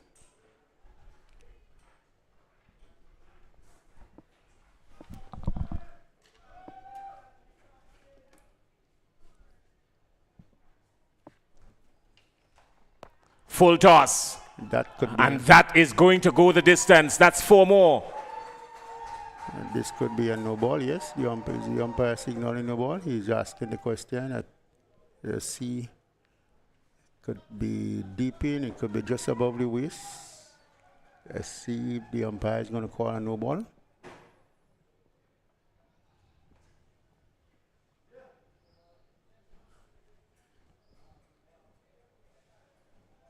He was onto it quickly, Lyndon Lawrence. He's known for having some quick hands. His hand-eye coordination has been exquisite throughout his career, not just in this tournament. Throughout his career, that's the hallmark of his batting. So a slight delay. The umpires are checking.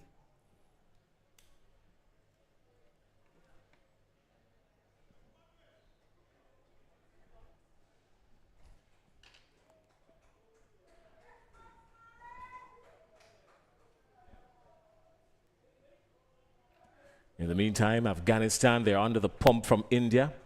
Afghanistan in their Super 8 matchup against India are currently going at 121 with just 1 wicket in reserve, 121 for 9, requiring a further 61 from 13 deliveries. It has turned out to be mathematically impossible for them, especially with just 1 wicket remaining. So India drawing first blood against Afghanistan in their Super 8 matchup. It's a very long time. The umpires are deliberating. He's going to come back to his position and make the declaration. So it is not a no ball. Lawrence is on 30.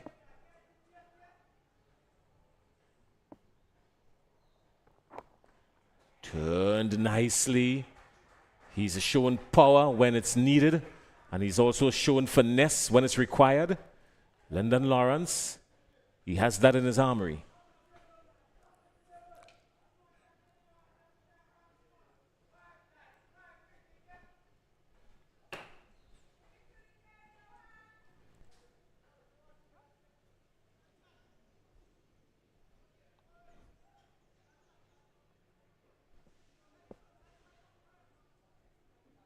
Jeremiah is on 72.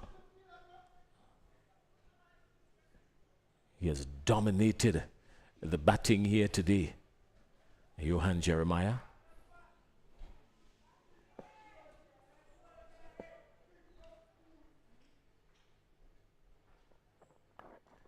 Thick edge, and doesn't carry to anybody but goes between the wicket keeper and second slip, or maybe a wide second slip, and that has gone for 4. Another boundary for Jeremiah, another boundary for the Ginger Generals as they march on, getting closer and closer all the time. Saffron, that's Cinnamon Pacers just not stemming the flow of runs.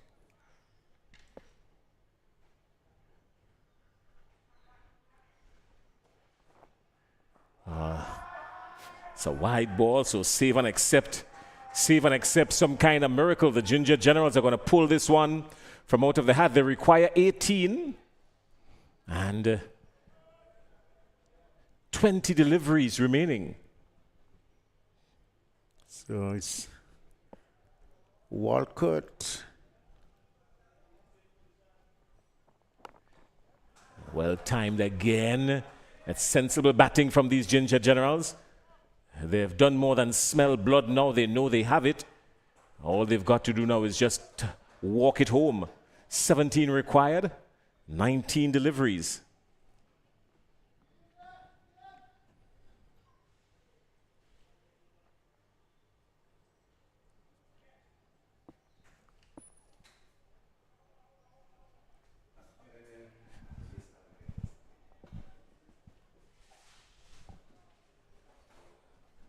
So even with that batting, Johan Jeremiah has reached the top of the runs table.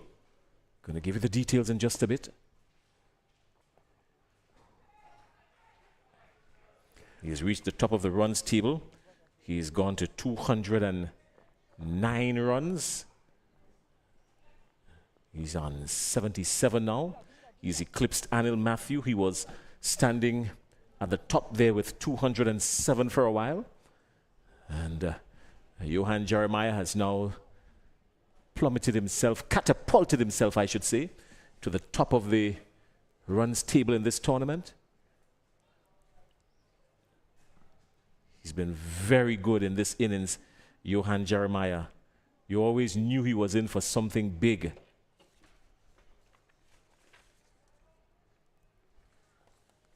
And what a time to get it when his team needed it the most. Ryan John is going to bring himself back in. Shondell Regis completed his 2 overs for 40. They were merciless against him. Shondell Regis going for 40. Ryan John going for 22 in his first over. Noel going for 20. Lewis going for 25. Walcott going for 17 off 1. Bowlers for the Cinnamon Pacers have not had a good day at all. Just been there and about, not really maintaining. Just going into the arc of the batters, not bowling looking for the suspicious areas. They're all day on the pitch. You just got to find them and do them.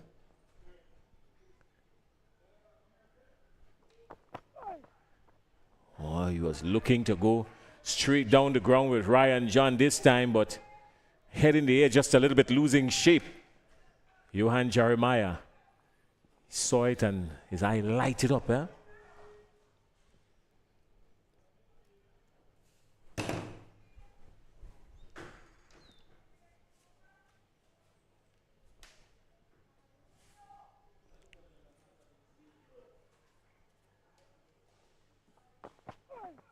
Slow delivery and picked nicely by Jeremiah, but only 1.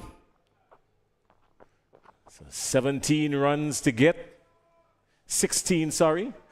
16 runs to get.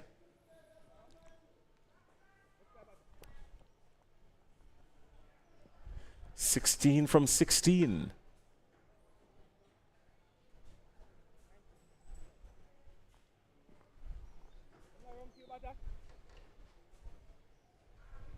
So Ryan John has put some more protection on the offside. He's going to tempt the batters to try and score a leg side. He's going to tempt them to maybe try and drag it from the offside.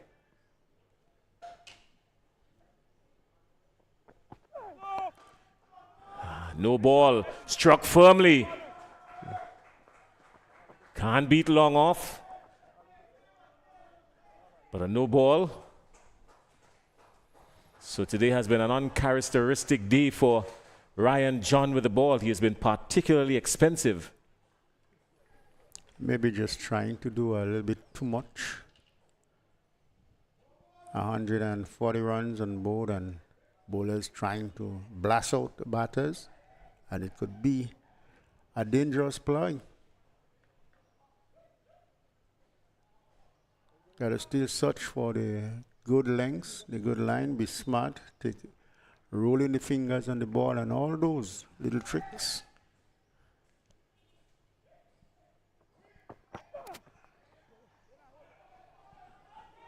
He's got some work to do, Dana George.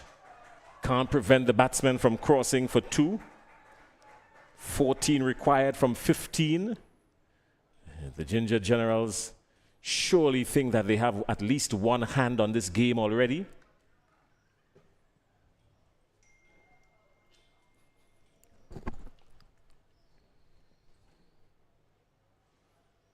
I couldn't imagine them getting to this total with such ease. And Jeremiah goes, this one goes high up in the air. It could spell danger here, but it lands safely. And then it goes the distance. So when it's going for you, it's going for you. Johan Jeremiah has gone into the 80s.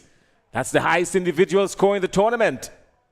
He's on 84. And that's a good shot. Getting close to the ball and really putting the wood on it.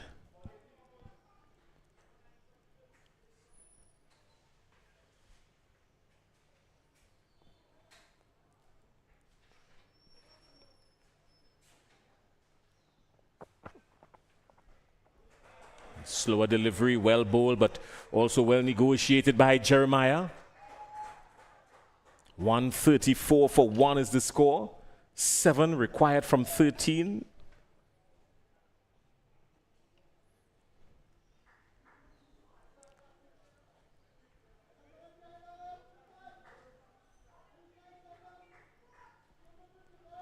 Just a good day for batting, a good wicket. You're staying and bat. You play sensibly. You will get the reward. And I think that this is just what these two batters have done. They did not just throw the hand at everything and anything, but good timing, good shape, getting close to the ball as possible, and playing every delivery on its merit.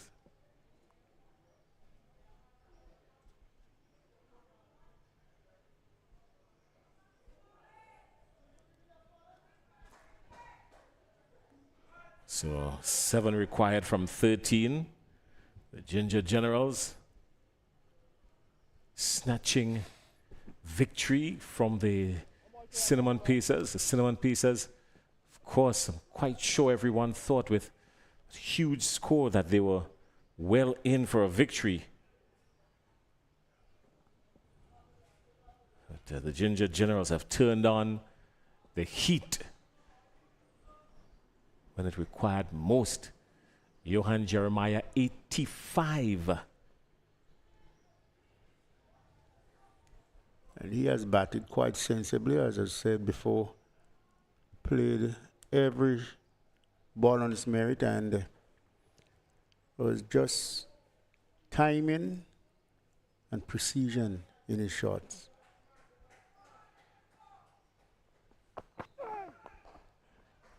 Turned by Lawrence. He's quite happy to take a single and maintain the strike after 8. The Ginger Generals are 135 for 1. 6 runs required from the last 2 overs. Well, it's just one hit away. A maximum, and there you go. Kemlyn Douglas is loving it. Friends are viewing on the various social media platforms are stunned. Friends on our YouTube page, the YouTube page of the TNR Communications, and also other social media platforms tuned into this broadcast. They have enjoyed the cricket. I could just bring you up to speed quickly. Afghanistan going down against India. They were always up against it.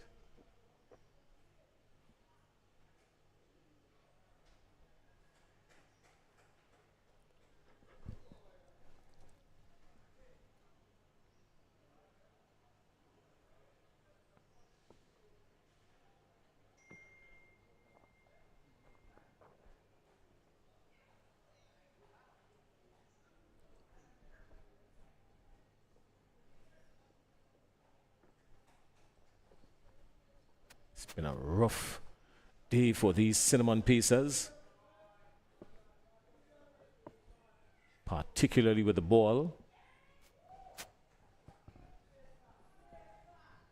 Kiran Kotoy has been charged with the responsibility of trying to hold off, prevent the inevitable.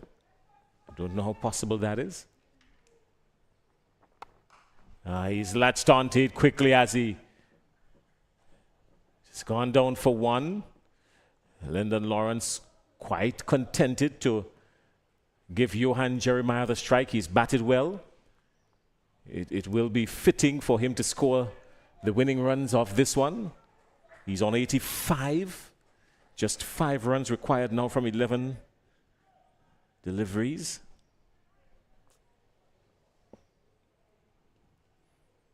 Well, Qatar just going to check to see if the players, the fielders are in their respective position, correct position. Just one hit away, and Ginger Generals will be on the other side of this tournament, getting ready for something else. The big thinking is there. The captain has played well. He batted well.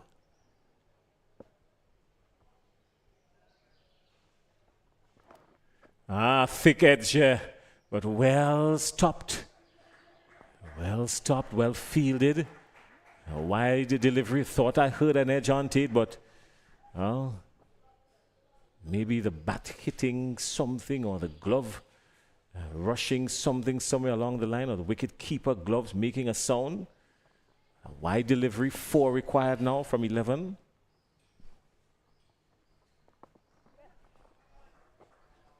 And they're going to milk them, these Ginger Generals. They're going to milk these Cinnamon Pacers. 3 required now from 10. Well, the ball was just not in the slot, and Jeremiah, very smart, he got there, saw it, and just checked the shot, just playing soft hand, get a single. Good, excellent cricket.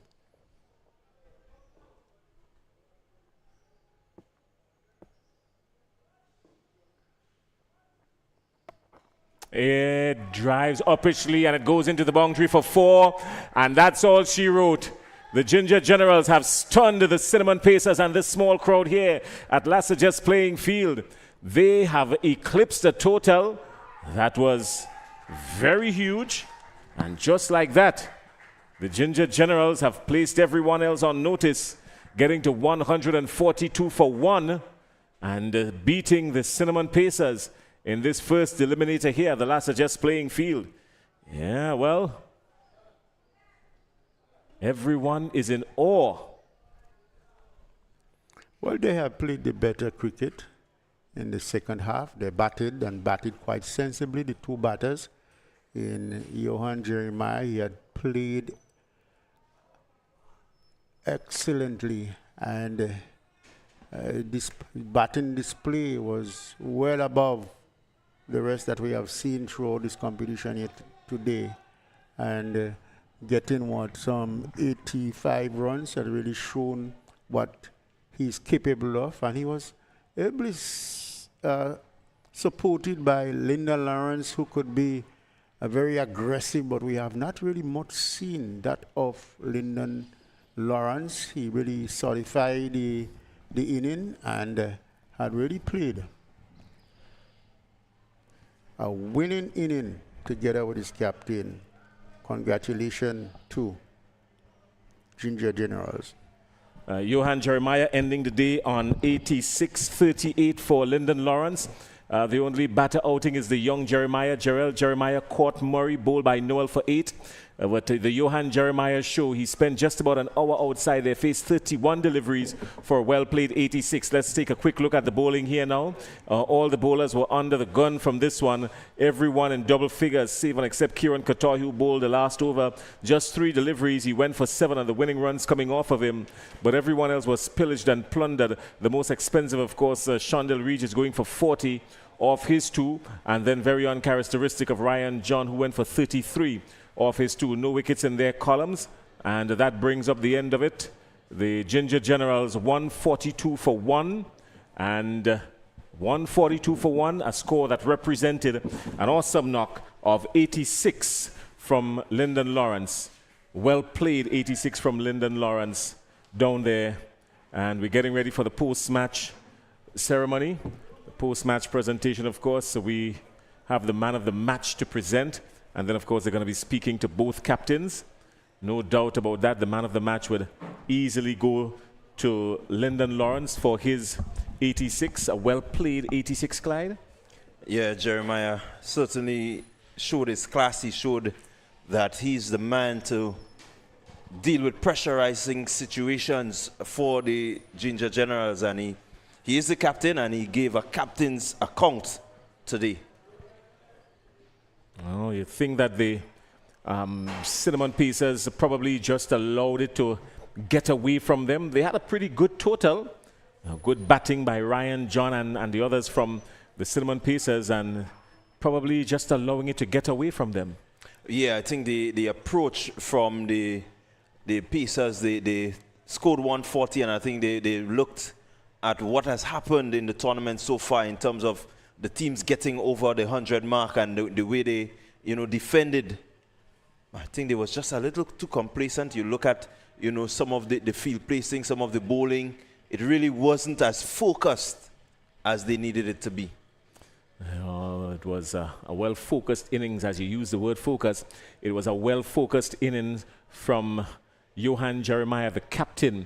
He played a captain's knock, 86, and he was with some good cricketing shots. He never allowed it to get out of hand, stayed in character, and that is what the Ginger Generals needed. He turned up to party at the right time. We did say at the start of the innings that he was due for something big. Yeah, what a better time to bring it than to, ensure that you get your team across the line. And so they're heading, towards the final. They're going to be inching their way up to the finals. This is only one. We know that, from here on in, you have to win. You do not want to be behind the 8 ball. And so they've done enough to get a good start in this playoff round. All right, well, we're getting ready for the post-match ceremony. And Norman is down on the ground. He's got Sharice with him, and I think they're ready for us. So we're going to go on down to Norman in just a little bit. Norman will give us the signal, or director will give us the signal, as a matter of fact, once they're ready. But it was an excellent knock from Johan Jeremiah. I'm quite sure all the folks supporting him would have loved that. His dad is an ardent cricket fan, and his dad would have taken some time off from his busy schedule in the Ministry of Education. Dominic Jeremiah, I'm quite sure he's on the live supporting his son, Johan Jeremiah. They're ready for us downstairs, and let's go downstairs to the post-match ceremony. It's all yours, guys. So welcome to the post-match ceremony, a very exciting game today, the Eliminator. And with me for the post-match presentation, I have Sharice, member of the GCA executive. And our man of the match today, undoubtedly with a knock of 86, Johan Jeremiah, to receive his award for man of the match. And Johan, you will join me quickly for a few brief words. Man of the match performance today in a very important game. How would you rate your performance today? Yeah, as I told myself, runs on the board is runs on the board, but nevertheless we had to bat. And I told the guys we're going to fighting no matter what. So I just made sure that I bat through the innings, and that's what I did today. After seeing the Cinnamon Pacers posting 140, I'm sure that you probably would have strategized how you're going to approach this. Do you believe that the batting came through for you today? Yeah, I must give kudos to Cinnamon Pacers. I think that's a really good score in a T10. But nevertheless, I told my guys, to go out there and play positive cricket. So we just did that today, and I just want to commend my guys for doing that. Long road to the final. We know that you still have another game to play before you can make it into the final. What is preparation like going into this encounter? Yeah, as I told the guys, we need to assess. I don't think that our bowling came through for us. I think we didn't execute the plans that we wanted to execute. So I guess we just have a night to think about it and to come back tomorrow and, get everything right to ensure that we get a spot in the finals. All right, congratulations again to Johan Jeremiah, of course, our man of the match and the winning captain. Thanks very much. We'd now like to invite the captain of the Cinnamon Pacers. Unfortunately, not the result that you would have wanted. Unfortunately, John, you were unable to defend 140. Where do you think that you went wrong today? First, I want to give credit to the opponents. They did really well chasing that run. I feel like our bowlers really didn't stick to the plan, but the men put us under pressure because we didn't do that. So hats off to them. I know that you would probably hope for a better result. Any encouragement for the players going forward from here? Of course, it's just to wish the teams in the playoff all the best and obviously continue playing good cricket. All right, so let's congratulate Ryan John, the captain of the Cinnamon Pacers. Unfortunately, they weren't able to make it to the next round, but of course, we expect good cricket going forward from them in the next encounter where they play for the 4th place and consultory position. Thanks again, Ryan, for your feedback. So that's bring us an end to the party presentation for the post-match. Once again, congratulations to the Ginger Generals. 140 was a very difficult score, but they were able to achieve this. We move forward to the next encounter, which would be the qualifier featuring the Nutmeg Warriors and the Clove. All right, well, thank you very much, Normal Gilbert, down on the field. And the next encounter coming up, the Nutmeg Warriors and the Clove Challengers. But just before we get to that, let's spend about 30 seconds to really compliment Johan Jeremiah on a fantastic captain's knock of 86, Clyde. Yeah, really, as we said, coming into the game, he's been there, just, you know, scoring there, the odd 40s, odd 30s, and they really needed a big innings from him.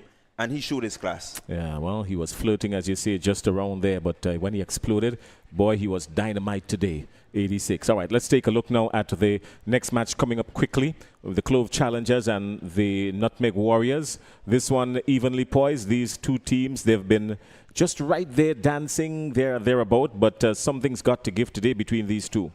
Yeah, well, we've seen the wicket for today.